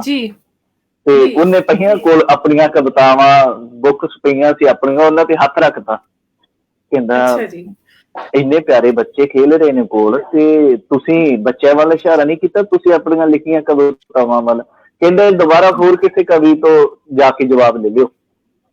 ਤੇ ਉਹ ਦੁਬਾਰਾ ਕਿਹਾ, ਉਹ ਕਹਿੰਦਾ ਵੀ ਫਿਰ ਉਹਨੂੰ ਵਾਪਸ ਦੁਬਾਰਾ ਪਰਤ ਕਿਹਾ ਕਿ ਕਹਿੰਦਾ ਕਿਉਂ? ਕਹਿੰਦਾ ਵੀ ਹਰ ਕਵੀ ਦੀ ਹਰ ਇੱਕ ਰਚਨਾ ਉਹਦੇ ਧੀਆਂ ਪੁੱਤਰਾਂ ਨਾਲੋਂ ਵੱਧ ਕੇ ਪਿਆਰੀ ਹੁੰਦੀ ਹੈ। ਕੋਈ ਵੀ ਜੋ ਵੀ ਲਿਖਦਾ ਉਹ ਆਪਣੀ ਰੂਹ ਤੋਂ ਲਿਖਦਾ। ਤੇ ਮੈਂ ਕਹਿੰਦਾ ਹੁੰਦਾ ਵੀ ਹਰ ਇੱਕ ਲੇਖਕ ਨੂੰ ਚਾਹੀਦਾ, ਠੀਕ ਆ ਅਜੋਕੇ ਸਮੇਂ ਦੇ ਵਿੱਚ ਕੁਝ ਮੇਰੇ ਵਰਗੇ ਮੱਧ ਵਰਗੀ ਗਰੀਬ ਘਰ ਦੇ ਬੱਚੇ ਪੈਸਾ ਲਾ ਕੇ ਕਿਤਾਬ ਨਹੀਂ ਛਾਪ ਸਕਦੇ, ਤਾਂ ਫਿਰ ਵੀ ਇੱਕ ਅੱਛੀ ਡਾਇਰੀ ਲਾ ਕੇ ਆਪਣੀਆਂ ਕਵਿਤਾਵਾਂ ਨੂੰ ਸੰਭਾਲ ਕੇ ਸੰਭਾਲ ਕੇ ਰੱਖਣ, ਕਿਉਂਕਿ ਕਿਤਾਬ ਦੇ ਵਿੱਚ ਛਪੀਆਂ ਸਾਡੀਆਂ ਰਚਨਾਵਾਂ ਸੇਫ ਰਹਿੰਦੀਆਂ ਨੇ ਤੇ ਵੱਧ ਤੋਂ ਵੱਧ ਸਾਡੀਆਂ ਅੱਗੇ ਆਉਣ ਵਾਲੀ ਉਮਰ ਤੱਕ, ਰਹਿੰਦੀ ਦੁਨੀਆ ਤੱਕ ਜਾਂਦੇ ਆ, ਤੇ ਵੱਧ ਤੋਂ ਵੱਧ ਲੋਕ ਸਾਡੀਆਂ ਕਵਿਤਾਵਾਂ ਨੂੰ ਪੜ੍ਹ ਸਕਦੇ ਆ। ਇਹ ਬਹੁਤ ਵਧੀਆ ਜਿਹੜੀ ਹੈ। ਤੇ ਬਾਕੀ ਗੱਲ ਰਹੇ ਰਹੇ ਕਿ ਮੈਂ ਤਾਂ ਗੁਜ਼ਾਰਿਸ਼ ਹੈ ਮੇਰੀ ਸਾਰਿਆਂ ਨੂੰ ਕਿ ਬਿਲਕੁਲ ਕਿਤਾਬਾਂ ਛਪਾਉਣੀਆਂ ਚਾਹੀਦੀਆਂ, ਰਚਨਾਵਾਂ ਆਪਣੀਆਂ ਸੇਵ ਹੋਣੀਆਂ ਚਾਹੀਦੀਆਂ ਤੇ ਜ਼ਿਆਦਾ ਤੋਂ ਜ਼ਿਆਦਾ ਅੱਗੇ ਪਹੁੰਚ ਸਕਦੀਆਂ ਤੇ ਪੜ੍ਹਨੀਆਂ ਵੀ ਜ਼ਰੂਰ ਚਾਹੀਦੀਆਂ। ਜੀ ਜੀ ਜੀ, ਸਾਡਾ ਇਹ ਜਿਹੜਾ ਸਵਾਲ ਸੀ ਇਹ ਵੀ ਸੋਸ਼ਲ ਮੀਡੀਆ ਦੇ ਕੁਝ ਬੁੱਧੀਜੀਵੀਆਂ ਵੱਲੋਂ ਪ੍ਰਸ਼ਨ ਉੱਤਰ ਦੇ ਵਿੱਚੋਂ ਹੀ ਨਿਕਲਿਆ ਹੋਇਆ ਸੀ ਕਿ ਹਰੇਕ ਹੀ ਆਪਣੀ ਕਿਤਾਬ ਛਪਵਾ ਰਿਹਾ, ਕੀ ਸਾਡੇ ਕੋਲੇ ਪੜ੍ਹਨ ਵਾਲੇ ਉਹਨੇ ਹੈਗੇ ਨੇ। ਪਰ ਮੈਨੂੰ ਇਹ ਗੱਲ ਵਧੀਆ ਲੱਗੀ ਤੇਜੀ ਜੀ ਦੀ ਕਿ ਕਿਤਾਬ ਰੀਡਰ ਤੱਕ ਜਾਂਦੀ ਹੈ ਕਿ ਨਹੀਂ ਜਾਂਦੀ ਉਹ ਬਾਅਦ ਦੀ ਗੱਲ ਹੈ, ਪਰ ਕੀ ਕਵੀ ਦੀਆਂ ਆਪਣੀਆਂ ਜਿਹੜੀਆਂ ਭਾਵਨਾਵਾਂ ਨੇ, ਆਪਣੀ ਜਿਹੜਾ ਉਹਨੂੰ ਬਹਾ ਉਤਰਿਆ, ਜੋ ਕੁਦਰਤ ਨੇ ਉਹਨੂੰ ਵਰਦਾਨ ਦਿੱਤਾ, ਕੀ ਉਹ ਸੰਭ ਗਿਆ, ਕਿ ਉਹ ਇੱਕ ਮਾਂ ਬੋਲੀ ਲਈ ਜਿੰਨਾ ਕੁ ਉਹ ਕਰ ਸਕਦਾ ਸੀ ਜਾਂ ਜਿੰਨੀ ਇੱਕ ਮਾਂ ਬੋਲੀ ਨੇ ਉਹਦੇ ਤੇ ਰਹਿਮਤ ਕੀਤੀ ਸੀ ਉਹ ਇੱਕ ਕਿਤਾਬ ਦੇ ਰੂਪ ਦੇ ਵਿੱਚ ਸੰਭੀ ਗਈ ਹੈ। ਤੇ ਇਸ ਲਈ ਕਿਤਾਬਾਂ ਨੂੰ ਜਿਹੜਾ ਹੈਗਾ ਉਤਸ਼ਾਹ ਦੇਣਾ ਚਾਹੀਦਾ, ਨਵੀਆਂ ਕਿਤਾਬਾਂ ਛਪਣ ਨੂੰ। ਇਹ ਨਹੀਂ ਸੋਚਣਾ ਚਾਹੀਦਾ ਕਿ ਕਿਉਂ ਛਪ ਗਈ, ਇਹਦਾ ਇੰਨਾ ਮਿਆਰ ਨਹੀਂ ਹੈਗਾ। ਤੁਹਾਡੇ ਲਈ ਉਹਦਾ ਮਿਆਰ ਨਹੀਂ ਹੋ ਸਕਦਾ, ਪਰ ਹੋ ਸਕਦਾ ਜਿਹਨੇ ਲਿਖੀ ਹੈ ਉਹਦੇ ਲਈ ਇਹ ਇੱਕ ਸੁਪਨਾ ਹੋਵੇ, ਇਹੀ ਸਾਰਾ ਕੁਝ ਹੋਵੇ। ਅਗਲਾ ਸਵਾਲ ਮੇਰਾ ਹੈ ਜੀ ਵਿਕਰਮ ਜੀ। ਵਿਕਰਮ ਜੀ, ਤੁਹਾਡੀ ਪਹਿਲੀ ਕਿਤਾਬ ਹੁਣੇ ਆਈ ਹੈ, ਤੁਸੀਂ ਨਵੇਂ ਲੇਖਕਾਂ ਨੂੰ ਇਸ ਤਜਰਬੇ ਬਾਰੇ ਕੀ ਕਹਿਣਾ ਚਾਹੋਗੇ ਤੇ ਸਾਨੂੰ ਇਹ ਵੀ ਦੱਸੋ ਕਿ ਕਿਤਾਬ ਛਪਾਉਣ ਲਈ ਕਿਹਨੂੰ ਪਹੁੰਚ ਕਰਨਾ ਸਹੀ ਹੈ? ਸਭ ਤੋਂ ਪਹਿਲਾਂ ਜੀ ਮੈਨੂੰ ਤਾਂ, ਮੈਂ ਜਿਵੇਂ ਪਹਿਲਾਂ ਦੱਸਿਆ ਤੁਹਾਨੂੰ ਕਿ ਮੈਨੂੰ ਖੁਦ ਨੂੰ ਵੀ ਇਵੇਂ ਯਕੀਨ ਜਿਹਾ ਨਹੀਂ ਆ ਰਿਹਾ ਕਿ ਮੇਰੇ ਲਈ ਸੁਪਨੇ ਦੀ ਵਾਲੀ ਗੱਲ ਸੀ। ਮੈਂ ਸੋਚਿਆ ਨਹੀਂ ਸੀ ਅਸਲ ਦੇ ਵਿੱਚ ਮੈਂ ਕਿਤਾਬ ਦਾ, ਤੇ ਮੈਂ ਜਿਵੇਂ ਤਰਕ ਭਾਰਤੀ ਪ੍ਰਕਾਸ਼ਨ ਨੇ ਮੇਰੀ ਕਿਤਾਬ ਛਾਪੀ ਆ ਤੇ ਮੈਂ ਉਹਨਾਂ ਕੋਲੋਂ ਕਿਤਾਬਾਂ ਮੰਗਵਾਉਂਦਾ ਸੀ ਆਸਟ੍ਰੇਲੀਆ ਦੇ ਵਿੱਚ। ਮੈਨੂੰ ਸ਼ੌਂਕ ਸੀਗਾ ਪੜ੍ਹਨ ਦਾ ਪਿਛਲੇ ਕਾਫੀ ਟਾਈਮ ਤੋਂ, ਤੇ ਮੈਂ ਉਹਨਾਂ ਕੋਲੋਂ ਮੰਗਵਾਉਂਦਾ ਸੀਗਾ ਤੇ ਮੈਂ ਫੇਸਬੁੱਕ ਤੇ ਲਿਖਦਾ ਰਹਿੰਦਾ ਤੇ ਉਹਨਾਂ ਨਾਲ ਮੇਰਾ ਕਾਫੀ ਵਧੀਆ ਰਾਬਤਾ ਸੀ। ਤੇ ਉਹਨਾਂ ਨੇ ਮੈਨੂੰ ਸੁਜੈਸਟ ਕੀਤਾ ਕਿ ਤੁਸੀਂ ਆਪਣੀ ਕਿਤਾਬ ਛਪਵਾਉਂਦੇ ਕਿਉਂ ਨਹੀਂ ਆ। ਨਾਲੇ ਤਾਂ ਜਿਵੇਂ ਉਹ ਤੇਜੀ ਬਾਈ ਜੀ ਨੇ ਗੱਲ ਕੀਤੀ ਹੈ ਕਿ ਤੁਹਾਡੀਆਂ ਕਵਿਤਾਵਾਂ ਜੋ ਵੀ ਤੁਹਾਡਾ ਲਿਖਿਆ ਉਹ ਸਾਂਭਿਆ ਰਹਿੰਦਾ, ਤੇ ਉਹਨਾਂ ਵੀ ਮੈਨੂੰ ਇਹੀ ਗੱਲ ਹੀ ਕਹੀ ਸੀ ਕਿ ਤੁਸੀਂ ਜੋ ਵੀ ਲਿਖਦੇ ਹੋ ਤੁਹਾਡਾ ਇੱਕ ਤਾਂ ਸਾਂਭਿਆ ਰਹੇਗਾ, ਤੁਸੀਂ ਵਧੀਆ ਲਿਖਦੇ ਹੋ, ਤੁਹਾਨੂੰ ਪਾਠਕ ਮਿਲਣਗੇ ਹੋਰ। ਤੇ ਦੂਸਰੀ ਗੱਲ, ਜਿਵੇਂ ਮੈਂ ਲਿਖਦਾ, ਜਿਵੇਂ ਮੇਰਾ ਮੰਨਣਾ ਹੈ ਪਰਸਨਲ, ਹੋ ਸਕਦਾ ਮੈਂ ਗਲਤ ਹੋਵਾਂ, ਕਿ ਜ਼ਿਆਦਾਤਰ ਲੇਖਕ ਜਿਹੜੇ ਆਪਣੇ ਪੰਜਾਬੀ ਦੇ ਵਿੱਚ ਨਾ ਉਹ ਬਹੁਤ ਭਾਰੇ ਸ਼ਬਦ ਜਾਂ ਵੱਡੇ ਸ਼ਬਦ ਯੂਜ਼ ਕਰਦੇ ਆ ਕਿ ਜਿਹੜੇ ਕਈ ਵਾਰ ਪਾਠਕਾਂ ਨੂੰ ਸਮਝ ਨਹੀਂ ਆਉਂਦੇ। ਹੁਣ ਕੋਈ ਨਵਾਂ ਪਾਠਕ ਜੁੜਦਾ ਨਾਲ ਤਾਂ ਉਹਨੂੰ ਕਵਿਤਾ ਸਮਝ ਨਹੀਂ ਆਈ ਤਾਂ ਉਹ ਛੱਡ ਦੇਗਾ ਕਿ ਬੋਰਿੰਗ ਆ, ਮੈਨੂੰ ਸਮਝ ਨਹੀਂ ਆ ਰਹੀ। ਪਰ ਇਸ ਕਰਕੇ ਮੈਂ ਆਪਣੀ ਕਵਿਤਾ ਬਿਲਕੁਲ ਛੋਟੇ ਤੇ ਸਾਫ਼ ਸ਼ਬਦਾਂ ਦੇ ਵਿੱਚ ਲਿਖੀ ਆ ਕਿ ਹਰ ਬੰਦੇ ਨੂੰ ਸਮਝ ਆਵੇ ਤੇ ਹਰ ਬੰਦਾ, ਨਵਾਂ ਬੰਦਾ ਵੀ ਜੁੜੇ। ਸਾਡਾ ਕਈ ਵਾਰ ਹੁੰਦਾ ਕਿ ਜਿਵੇਂ ਤੁਸੀਂ ਗੱਲ ਕੀਤੀ ਕਿਤਾਬਾਂ ਛਾਪਣ ਦੀ, ਧੜਾ ਆਪਾਂ ਕਿਤਾਬਾਂ ਛਾਪੀ ਜਾਂਦੇ ਆ ਪਰ ਕਿਤਾਬ ਨੂੰ ਪੜ੍ਹਦੇ ਨਹੀਂ ਲੋਕ। ਆਪਾਂ ਦਾ ਮੇਰੇ ਖਿਆਲ ਨਾਲ ਮਕਸਦ ਇਹੀ ਚਾਹੀਦਾ ਕਿ ਆਪਾਂ ਜੋੜਨਾ ਹੈ ਲੋਕਾਂ ਨੂੰ ਨਾਲ, ਪਾਠਕ ਨੂੰ ਜੋੜਨਾ ਹੈ, ਜੋੜਨਾ ਨਹੀਂ। ਤੇ ਜਿੰਨਾ ਵੀ ਸਟਾਰਟਿੰਗ ਦੇ ਵਿੱਚ ਮੇਰੇ ਖਿਆਲ ਨਾਲ ਸਰਲ ਸ਼ਬਦ ਹੋਣਗੇ ਉਨਾ ਹੀ ਜ਼ਿਆਦਾ ਪਾਠ ਤੇ ਜੁੜੂਗਾ। ਜਿੰਨਾ ਉਹਨੂੰ ਕੰਫਰਟ ਫੀਲ ਹੋਏਗਾ ਕਿ ਮੈਂ ਪੜ੍ਹ ਸਕਦਾ ਆਰਾਮ ਦੇ ਨਾਲ, ਮੈਨੂੰ ਸਮਝ ਆ ਜਾਏਗੀ, ਤਾਂ ਉਹ ਜ਼ਿਆਦਾ ਵਧੀਆ ਰਹੂਗਾ। ਤੇ ਬਾਕੀ ਮੇਰੀ ਕਿਤਾਬ, ਮੇਰਾ ਸੁਪਨਾ ਹੈ ਇੱਕ ਪੂਰਾ ਹੋਇਆ ਹੈ। ਜਿਵੇਂ ਹਰ ਕਿਤਾਬ ਬਾਈ ਜੀ ਨੇ ਕਿਹਾ ਕਿ ਧੀਆਂ ਪੁੱਤਾਂ ਵਾਂਗ ਹੁੰਦਾ ਆਪਣੇ ਲੇਖਕ ਨੂੰ, ਤੇ ਮੈਨੂੰ ਇਹ ਮੇਰਾ ਡ੍ਰੀਮ ਪੂਰਾ ਹੋਇਆ ਵਾ। ਅੱਗੇ ਕੋਸ਼ਿਸ਼ ਚੱਲਦੀ ਰਹੇਗੀ ਸਾਰੀ, ਜੋ ਵੀ ਜਿਵੇਂ ਵੀ ਅਜੇ ਨਵਾਂ ਸ਼ੁਰੂ ਹੋਇਆ ਵਾ, ਬਹੁਤ ਕੁਝ ਸਿੱਖਾਂਗੇ, ਬਹੁਤ ਗਲਤੀਆਂ ਵੀ ਹੋਣਗੀਆਂ ਤੇ ਸਾਰਾ ਕੁਝ ਗਲਤੀਆਂ ਦੇਖ ਕੇ ਅੱਗੇ ਚੱਲਾਂਗੇ ਅੱਗੇ। ਤੇ ਸਾਨੂੰ ਇਹ ਵੀ ਦੱਸ ਦਿਓ ਜੀ ਕਿ ਜਿਹੜੇ ਨਵੇਂ ਸਾਡੇ ਨਾਲ ਜੁੜੀਆਂ ਹੋਈਆਂ ਕਲਮਾਂ ਨੇ ਜਿਹੜੀਆਂ ਭਵਿੱਖ 'ਚ ਆਪਣੀ ਕਿਤਾਬ ਛਪਾਉਣੀਆਂ ਚਾਹੁੰਦੀਆਂ, ਕਿਹਦੇ ਤੱਕ ਪਹੁੰਚ ਕੀਤੀ ਜਾਵੇ ਤਾਂ ਕਿ ਜਿਹੜਾ ਵਿੱਚ ਵਿਚਾਲੇ ਐਕਸਪਲੋਇਟੇਸ਼ਨ ਨਾ ਹੋਵੇ। ਸੌਰੀ, ਮੈਂ ਭਾਰਾ ਜਾਂ ਅੰਗਰੇਜ਼ੀ ਦਾ ਸ਼ਬਦ ਵਰਤ ਰਹੀ ਹਾਂ ਮੈਂ। ਸਾਡੀ ਬਾਹਰਲਿਆਂ ਦੀ ਇਹ ਮੁਸ਼ਕਲ ਹੈ ਕਿ ਕਿਤੇ ਨਾ ਕਿਤੇ ਇੱਕ ਮਿਲਗੋਭਾ ਜਿਹਾ ਬਣ ਜਾਂਦਾ ਕਈ ਵਾਰੀ ਭਾਸ਼ਾ ਦਾ, ਪਰ ਤੁਸੀਂ ਸਮਝ ਗਏ ਹੋ ਕਿ ਵਿੱਚ ਵਿਚਾਲੇ ਵਾਲੇ ਕਮਿਸ਼ਨ ਨਾ ਖਾਣ, ਸਿੱਧੀ ਸਾਡੀ ਕਿਤਾਬ ਜਾਇਜ਼ ਜਿਹੇ ਖਰਚੇ ਦੇ ਵਿੱਚ ਛਪੇ। ਅਸੀਂ ਕਿਹਨੂੰ ਅਪਰੋਚ ਕਰੀਏ? ਨਹੀਂ, ਅੱਜ ਕੱਲ੍ਹ ਤਾਂ ਮੇਰੇ ਖਿਆਲ ਨਾਲ ਬਹੁਤ ਸਾਰੀ ਪਬਲੀਕੇਸ਼ਨਸ ਨੇ ਜਿਹੜੇ ਨਵੇਂ ਪਾਠਕਾਂ ਦੀਆਂ ਕਿਤਾਬਾਂ ਛਾਪ ਰਹੇ ਆ।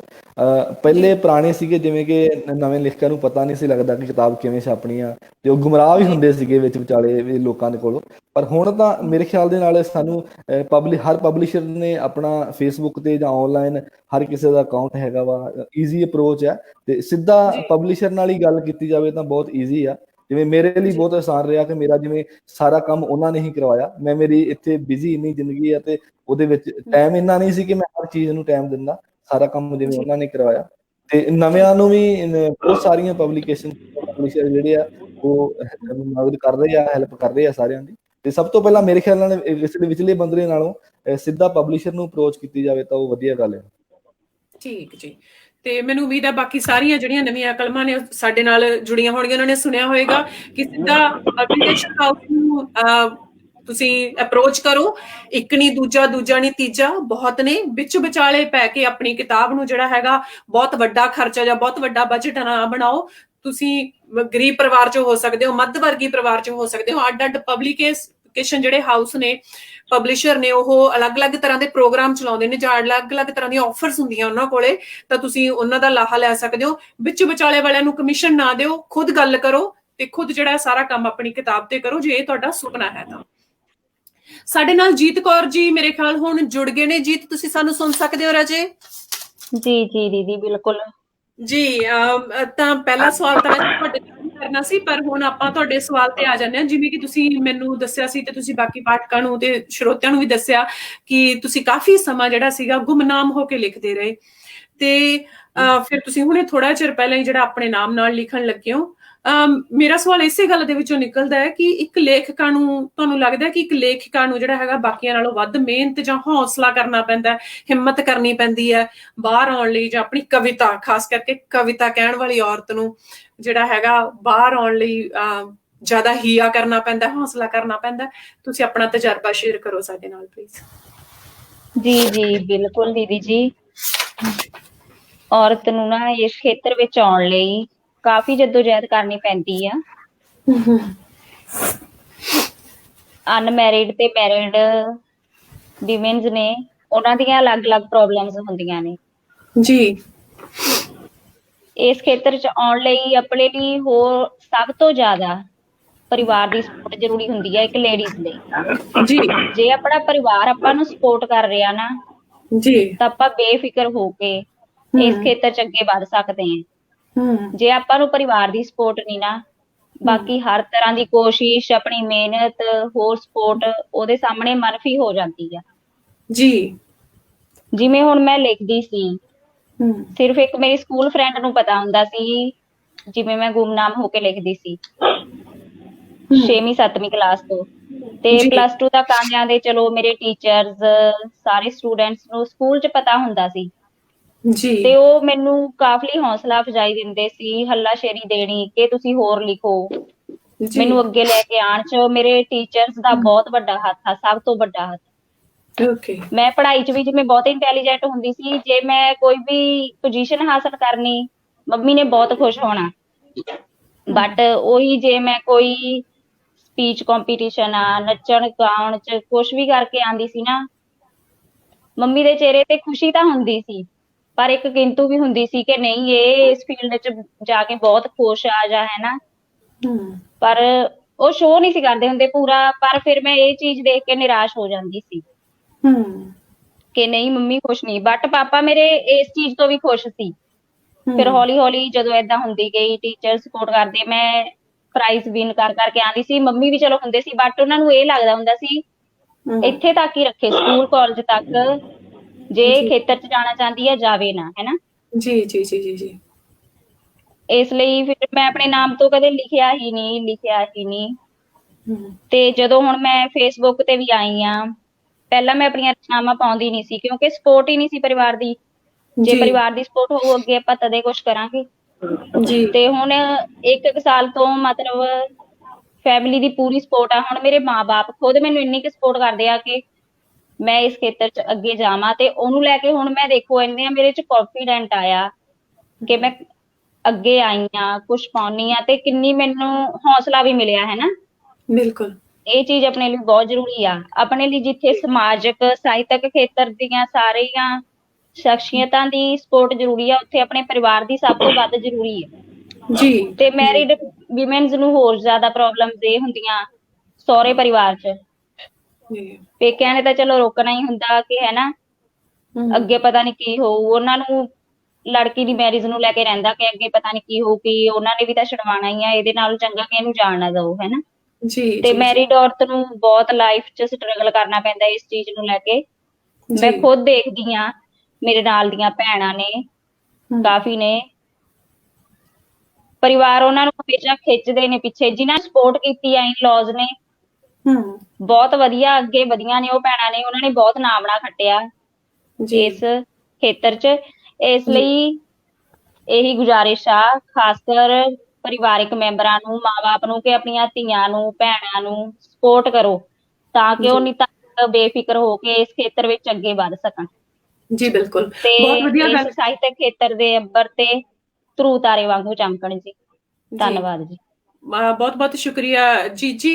ਬਿਲਕੁਲ ਜੀਤ ਨੇ ਸਹੀ ਗੱਲ ਕਹੀ ਕਿ ਸਭ ਤੋਂ ਪਹਿਲਾਂ ਸਪੋਰਟ ਜਿਹੜਾ ਹੁੰਦਾ ਹੈ ਉਹ ਫੈਮਿਲੀ ਦਾ ਜ਼ਰੂਰੀ ਹੈ, ਪਰ ਜਿਹਨੇ ਚਮਕਣਾ ਹੁੰਦਾ ਹੈ ਉਹ ਭਾਵੇਂ ਸੁਖਵਿੰਦਰ ਅਮਰਤ ਜੀ ਵਾਂਗੂ ਉਹਨਾਂ ਦੀਆਂ ਡਾਇਰੀਆਂ ਚੁੱਲ੍ਹੇ ਵਿੱਚ ਮਚਾ ਦਿੱਤੀਆਂ ਗਈਆਂ ਹੋਣ, ਪਰ ਉਹਨਾਂ ਦੀ ਜਿਹੜੀ ਅੰਦਰੂਨੀ ਕਵਿਤਾ ਨੂੰ ਕੋਈ ਨਹੀਂ ਜਲਾ ਸਕਦਾ। ਤੇ ਇਸ ਲਈ ਜਿਹੜਾ ਆਪਣੇ ਆਪ ਨੂੰ ਬੁਲੰਦ ਰੱਖੋ, ਹੌਸਲਿਆਂ ਨੂੰ ਜਿਹੜਾ ਹੈਗਾ ਡਿੱਗਣ ਨਾ ਦਿਓ। ਪਰਿਵਾਰ ਦਾ ਸਾਥ ਮਿਲੇ ਤਾਂ ਬਹੁਤ ਖਾਸ ਹੈ, ਪਰ ਜਿਵੇਂ ਮੈਂ ਤੁਹਾਨੂੰ ਆਪਦਾ ਦੱਸਦੀ ਹਾਂ ਕਿ ਮੇਰੇ ਫੈਮਿਲੀ ਨੂੰ ਨਹੀਂ ਪਸੰਦ ਸੀ ਕਿ ਮੈਂ ਲਿਖਾਂ। ਮੇਰੇ ਮੰਮੀ ਅਕਸਰ ਕਹਿੰਦੇ ਹੁੰਦੇ ਸੀ ਵੀ ਕਿਤੇ ਤੇਰੀ ਅਰਥੀ ਦਾ ਕਾਰਨ ਨਾ ਬਣ ਜਾਣ ਤੇਰੀਆਂ ਰਚਨਾਵਾਂ। ਤੇ ਮੇਰੇ ਹਸਬੈਂਡ ਨੇ ਮੈਨੂੰ ਬਹੁਤ ਸਪੋਰਟ ਕੀਤਾ, ਉਹਨਾਂ ਦੇ ਕਰਕੇ ਹੀ ਮੈਂ ਜਿਹੜਾ ਹੈਗਾ ਬਾਹਰ ਆਈ ਹਾਂ। ਰਹੀ ਗੱਲ, ਤੀਸਰੀ ਗੱਲ ਹੁੰਦੀ ਹੈ ਜਿਹੜਾ ਸੋਸ਼ਲ ਮੀਡੀਆ, ਉਹਨੂੰ ਇਗਨੋਰ ਕਰੋ। ਜਿੰਨੇ ਲੋਕ ਵੀ ਤੁਹਾਡੇ ਆਲੇ ਦੁਆਲੇ ਨੈਗੇਟਿਵਿਟੀ ਫੈਲਾਉਂਦੇ ਆ ਉਹਨਾਂ ਨੂੰ ਬਲੌਕ ਦੀ ਆਪਸ਼ਨ ਦੇ ਵਿੱਚ ਰੱਖੋ, ਤੇ ਆਪਣੇ ਜਿਹੜੇ ਤੁਹਾਡੇ ਹਮ ਖਿਆਲ ਲੋਕ ਨੇ ਉਹਨਾਂ ਨਾਲ ਜੁੜੋ ਤੇ ਅੱਗੇ ਵਧੋ। ਬਿਲਕੁਲ ਇਹ ਕੁਦਰਤ ਦੀ ਦਾਤ ਹੈ ਤੇ ਇਹਨੂੰ ਜਿਹੜਾ ਹੈਗਾ ਜ਼ਰੂਰ ਅੱਗੇ ਲੈ ਕੇ ਜਾਓ। ਇਸ ਦੇ ਨਾਲ ਹੀ ਅਸੀਂ ਜਿਹੜਾ ਹੈਗਾ ਪ੍ਰੋਗਰਾਮ ਦੇ ਆਖਰੀ ਕੁਐਸਚਨ ਵੱਲ ਵੱਧ ਰਹੇ ਹਾਂ, ਜੋ ਕਿ ਹੈ ਬਿੰਦਰ ਮਾਨ ਜੀ ਨੂੰ। ਬਿੰਦਰ ਜੀ, ਤੁਸੀਂ ਲਿਖਣ ਤੋਂ ਫਿਰ ਕਿਤਾਬ ਛਪੀ ਤੇ ਫਿਰ ਉਸ ਤੋਂ ਅਗਲੀ ਕਿਤਾਬ ਦੀ ਤਿਆਰੀ ਹੈ। ਸਫ਼ਰ ਬਹੁਤ ਸੌਖਾ ਨਹੀਂ ਹੋਏਗਾ, ਮੈਨੂੰ ਯਕੀਨ ਹੈ। ਸਾਨੂੰ ਸਾਰਿਆਂ ਨੂੰ ਇਹ ਦੱਸੋ, ਜਿਨ੍ਹਾਂ ਨੇ ਹਜੇ ਲਿਖਣਾ ਸ਼ੁਰੂ ਕੀਤਾ ਜਾਂ ਲਿਖ ਰਹੇ ਨੇ, ਫਿਰ ਕਿਤਾਬ ਬਹੁਤ ਦੂਰ ਦਾ ਸੁਪਨਾ ਹੈ, ਫਿਰ ਉਦੋਂ ਅਗਲੀ ਕਿਤਾਬ ਤਾਂ ਸ਼ਾਇਦ ਉਦੋਂ ਵੀ ਵੱਡੀ ਪੌੜੀ ਹੈ। ਉਹਨਾਂ ਨੂੰ ਦੱਸੋ ਕਿ ਇਹ ਜਿਹੜਾ ਤੁਹਾਡਾ ਸਫ਼ਰ ਸੀ, ਇਹਦੇ ਵਿੱਚ ਤੁਸੀਂ ਸਭ ਤੋਂ ਵੱਡਾ ਸਬਕ ਕੀ ਸਿੱਖਿਆ, ਤਾਂ ਕਿ ਉਸ ਸਬਕ ਤੋਂ ਅਸੀਂ ਵੀ ਕੁਝ ਸਿੱਖ ਸਕੀਏ। ਬਿੰਦਰ ਜੀ।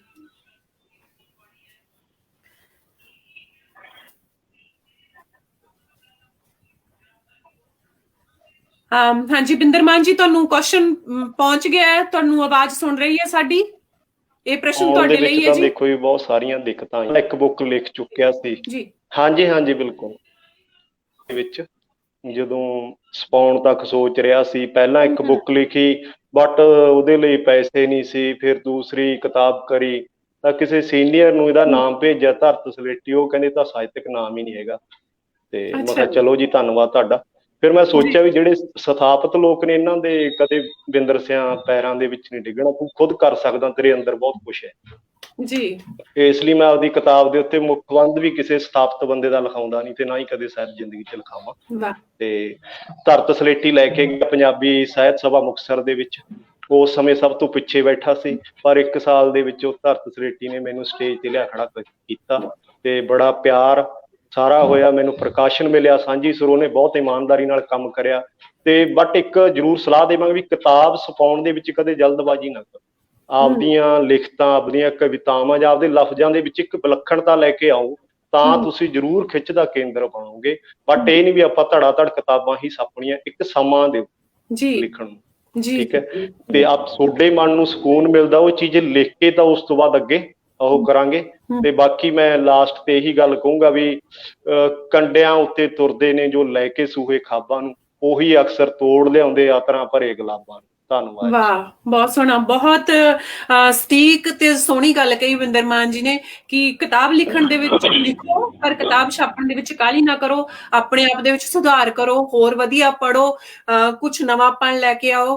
ਤੇ ਨਵੇਂਪਨ ਤੋਂ ਗੱਲ ਇਹ ਹੈ ਕਿ ਸ਼ਬਦ ਹਰ ਭਾਸ਼ਾ ਦੇ ਉਹੀ ਹੁੰਦੇ ਨੇ, ਸ਼ਬਦਾਂ ਦਾ ਜੋੜ ਤੋੜ ਇੱਧਰੋਂ ਇੱਧਰ ਹੁੰਦਾ ਰਹਿੰਦਾ ਹੈ, ਪਰ ਜਿਹੜਾ ਖਿਆਲ ਹੈ ਉਹ ਨਵਾਂ, ਤੇ ਆਪਣੇ ਖਿਆਲਾਂ ਨੂੰ ਦੇ ਵਿੱਚ ਨਵਾਂਪਣ ਲੈ ਕੇ ਆਓ। ਸ਼ਬਦ ਉਹੀ ਰਹਿ ਸਕਦੇ ਨੇ, ਉਹੀ ਰਹਿਣਗੇ। ਪੰਜਾਬੀ ਦੇ ਸ਼ਬਦਾਂ ਦੇ ਵਿੱਚ ਅਸੀਂ ਜੇ ਉਰਦੂ, ਹਿੰਦੀ, ਇੰਗਲਿਸ਼ ਮਿਕਸ ਕਰਕੇ ਲਿਖਾਂਗੇ ਤਾਂ ਅਸੀਂ ਐਕਚੁਅਲੀ ਆਪਦੀ ਭਾਸ਼ਾ ਦਾ ਹੀ ਕਤਲ ਕਰ ਰਹੇ ਹਾਂ, ਜਿਵੇਂ ਕਿ ਅਸੀਂ NRI ਲੋਕ ਕਰ ਰਹੇ ਹਾਂ ਕਿਤੇ ਨਾ ਕਿਤੇ, ਥੋੜਾ ਬਹੁਤ ਵਿੱਚ ਮਿਲਗੋਭਾ ਬਣਾ ਕੇ ਆਪਦੀ ਭਾਸ਼ਾ ਦਾ। ਤੇ ਜਿਹੜਾ ਹੈਗਾ ਆਪਣੇ ਖਿਆਲਾਂ ਦੇ ਵਿੱਚ ਨਵਾਂਪਣ ਲੈ ਕੇ ਆਓ। ਇਸ ਦੇ ਨਾਲ ਹੀ ਅਸੀਂ ਪ੍ਰੋਗਰਾਮ ਦੇ ਬਿਲਕੁਲ ਆਖਰੀ ਪੜਾਅ ਦੇ ਉੱਤੇ ਪਹੁੰਚ ਚੁੱਕੇ ਹਾਂ। ਉਮੀਦ ਹੈ ਕਿ ਤੁਹਾਨੂੰ ਸਾਰਿਆਂ ਨੂੰ ਜਿਹੜਾ ਪ੍ਰੋਗਰਾਮ ਪਸੰਦ ਆਇਆ ਹੋਵੇਗਾ। ਜਿਹੜੇ ਵੀ ਤੁਹਾਡੇ ਪ੍ਰਸ਼ਨ ਨੇ ਉਹ ਜ਼ਰੂਰ ਸਾਨੂੰ ਮੈਸੇਂਜਰ ਦੇ ਵਿੱਚ ਡ੍ਰੌਪ ਕਰੋ, ਜਾਂ ਸਾਡੇ ਲਾਈਵ ਦੇ ਉੱਪਰ ਬਾਅਦ ਦੇ ਵਿੱਚ ਵੀਡੀਓ ਦੇ ਉੱਪਰ ਪੋਸਟ ਕਰੋ, ਤੇ ਅਸੀਂ ਜਿਹੜਾ ਹੈਗਾ ਕੋਸ਼ਿਸ਼ ਕਰਾਂਗੇ ਕਿ ਅਗਲੇ ਪ੍ਰੋਗਰਾਮ ਦੇ ਵਿੱਚ ਕੋਈ ਹੋਰ ਮੱਝੀ ਹੋਈ ਕਲਮ ਆ ਕੇ ਇਹਨਾਂ ਸਵਾਲਾਂ ਦੇ ਜਵਾਬ ਦੇਵੇ। ਇਹਨਾਂ ਸਵਾਲਾਂ ਤੇ ਉੱਤਰਾਂ ਦੇ ਵਿੱਚੋਂ ਜਿਹੜੇ ਹੋਰ ਸਵਾਲ ਨਿਕਲਣਗੇ ਉਹਨਾਂ ਬਾਰੇ ਵੀ ਅਸੀਂ ਆਉਣ ਵਾਲੇ ਪ੍ਰੋਗਰਾਮਾਂ ਦੇ ਵਿੱਚ ਚਰਚਾ ਕਰਾਂਗੇ। ਤੇ ਹੁਣ ਅਸੀਂ ਸਾਰੇ ਜਿਹੜਾ ਹੈਗਾ ਤੁਹਾਡੇ ਤੋਂ ਇਜਾਜ਼ਤ ਲੈਣ ਦੇ ਬਿਲਕੁਲ ਨੇੜੇ ਹਾਂ। ਜਾਣ ਤੋਂ ਪਹਿਲਾਂ ਮੈਂ ਬਹੁਤ ਬਹੁਤ ਧੰਨਵਾਦ ਕਰਨਾ ਚਾਹਾਂਗੀ ਆਸਟ੍ਰੇਲੀਅਨ ਪੰਜਾਬੀ ਚੈਨਲ ਦਾ, ਜਿਹੜੇ ਕਿ ਇਸ ਪ੍ਰੋਗਰਾਮ ਨੂੰ ਲਾਈਵ ਦਿਖਾ ਰਹੇ ਨੇ। ਵਿਕਰਮ ਸੇਖੋਂ ਜੀ ਆਸਟ੍ਰੇਲੀਅਨ ਪੰਜਾਬੀ ਚੈਨਲ ਤੋਂ, ਜੋ ਕਿ ਸਾਰਾ ਟੈਕਨੀਕਲ ਟੀਮ ਲੀਡ ਕਰਦੇ ਨੇ ਤੇ ਸਾਰਾ ਕੁਝ ਹੈਂਡਲ ਕਰਦੇ ਨੇ। ਰਮਾ ਸੇਖੋਂ ਜੀ, ਜਿਨ੍ਹਾਂ ਦੇ ਮੋਰਲ ਸਪੋਰਟ ਕਰਕੇ ਹੀ ਅਸੀਂ ਸਾਰਾ ਜਿਹੜਾ ਹੈਗਾ ਇਹ ਪ੍ਰੋਗਰਾਮ ਆਰਗੇਨਾਈਜ਼ ਕਰਦੇ ਹਾਂ। ਪੰਜਾਬੀ ਸਾਥ ਮੈਲਬਨ ਦੇ ਕਰਤਾ ਧਰਤਾ ਕੁਲਜੀਤ ਕੌਰ ਗਜ਼ਲ ਜੀ, ਜਿਨ੍ਹਾਂ ਦੇ ਉਤਸ਼ਾਹ ਤੇ ਹਿੰਮਤ ਤੋਂ ਬਿਨਾਂ ਜਿਹੜਾ ਹੈਗਾ ਇਹ ਪ੍ਰੋਗਰਾਮ ਸੰਭਵ ਨਹੀਂ ਸੀ। ਇਸ ਤੋਂ ਬਿਨਾਂ ਪ੍ਰੀਤ ਖਿੰਡਾ ਜੀ, ਜਿਹੜੇ ਕਿ ਸਾਡੇ ਲਈ ਇਸ ਵਾਰ ਪੋਸਟਰ ਮੇਕਿੰਗ ਕੀਤੀ ਜਿਨ੍ਹਾਂ ਨੇ, ਉਹਨਾਂ ਦਾ ਵੀ ਅਸੀਂ ਬਹੁਤ ਬਹੁਤ ਧੰਨਵਾਦ ਕਰਦੇ ਹਾਂ। ਤੇ ਹੋਰ ਵੀ ਜਿਹੜੇ ਸੱਜਣ ਪਿਆਰੇ ਸਾਡੇ ਨਾਲ ਜੁੜ ਕੇ ਲਾਈਵ ਦੇਖਿਆ ਜਿਨ੍ਹਾਂ ਨੇ, ਉਹਨਾਂ ਨੂੰ ਵੀ ਬਹੁਤ ਸਾਰੀਆਂ ਮੋਹ ਮੁਹੱਬਤਾਂ ਤੇ ਧੰਨਵਾਦ। ਤੇ ਜਾਂਦੇ ਹੋਏ ਉਸੇ ਲਾਈਨਾਂ ਨਾਲ ਫੇਰ ਅਲਵਿਦਾ ਕਵਾਂਗੀ ਕਿ ਵਕਤ ਰੁਖਸਤ ਕੋਈ ਗਿਲਾ ਨਾ ਸ਼ਿਕਵਾ ਕਰਤੇ ਹੈ, ਚਾਹਤੇ ਵਕਤ ਤੋਂ ਮੁਹੱਬਤ ਸੇ ਮਿਲਾ ਕਰਤੇ ਹੈ। ਅਗਲੀ ਵਾਰ ਫੇਰ ਮਿਲਾਂਗੇ। ਸਾਰਿਆਂ ਦਾ ਬਹੁਤ ਬਹੁਤ ਧੰਨਵਾਦ। ਸਾਰੇ ਕਵੀਆਂ ਦਾ ਵੀ ਬਹੁਤ ਬਹੁਤ ਧੰਨਵਾਦ ਜਿਹੜੇ ਸਾਡੇ ਨਾਲ ਜੁੜੇ ਤੇ ਸਾਡੇ ਨਾਲ ਗੱਲਾਂ ਬਾਤਾਂ ਕੀਤੀਆਂ। ਸਾਰੇ ਦੇਖਣ ਵਾਲਿਆਂ ਦਾ ਧੰਨਵਾਦ। ਤੇ ਅਦਬੀ ਰਾਹਾਂ ਦੇ ਅਗਲੇ ਪ੍ਰੋਗਰਾਮ ਦੇ ਵਿੱਚ ਫੇਰ ਮਿਲਾਂਗੇ ਆਪਾਂ 1 ਮਹੀਨੇ ਬਾਅਦ। ਤਦ ਤੱਕ ਲਈ ਸਾਨੂੰ ਦਿਓ ਇਜਾਜ਼ਤ। ਸ਼ੱਬ ਖੈਰ। Good bye.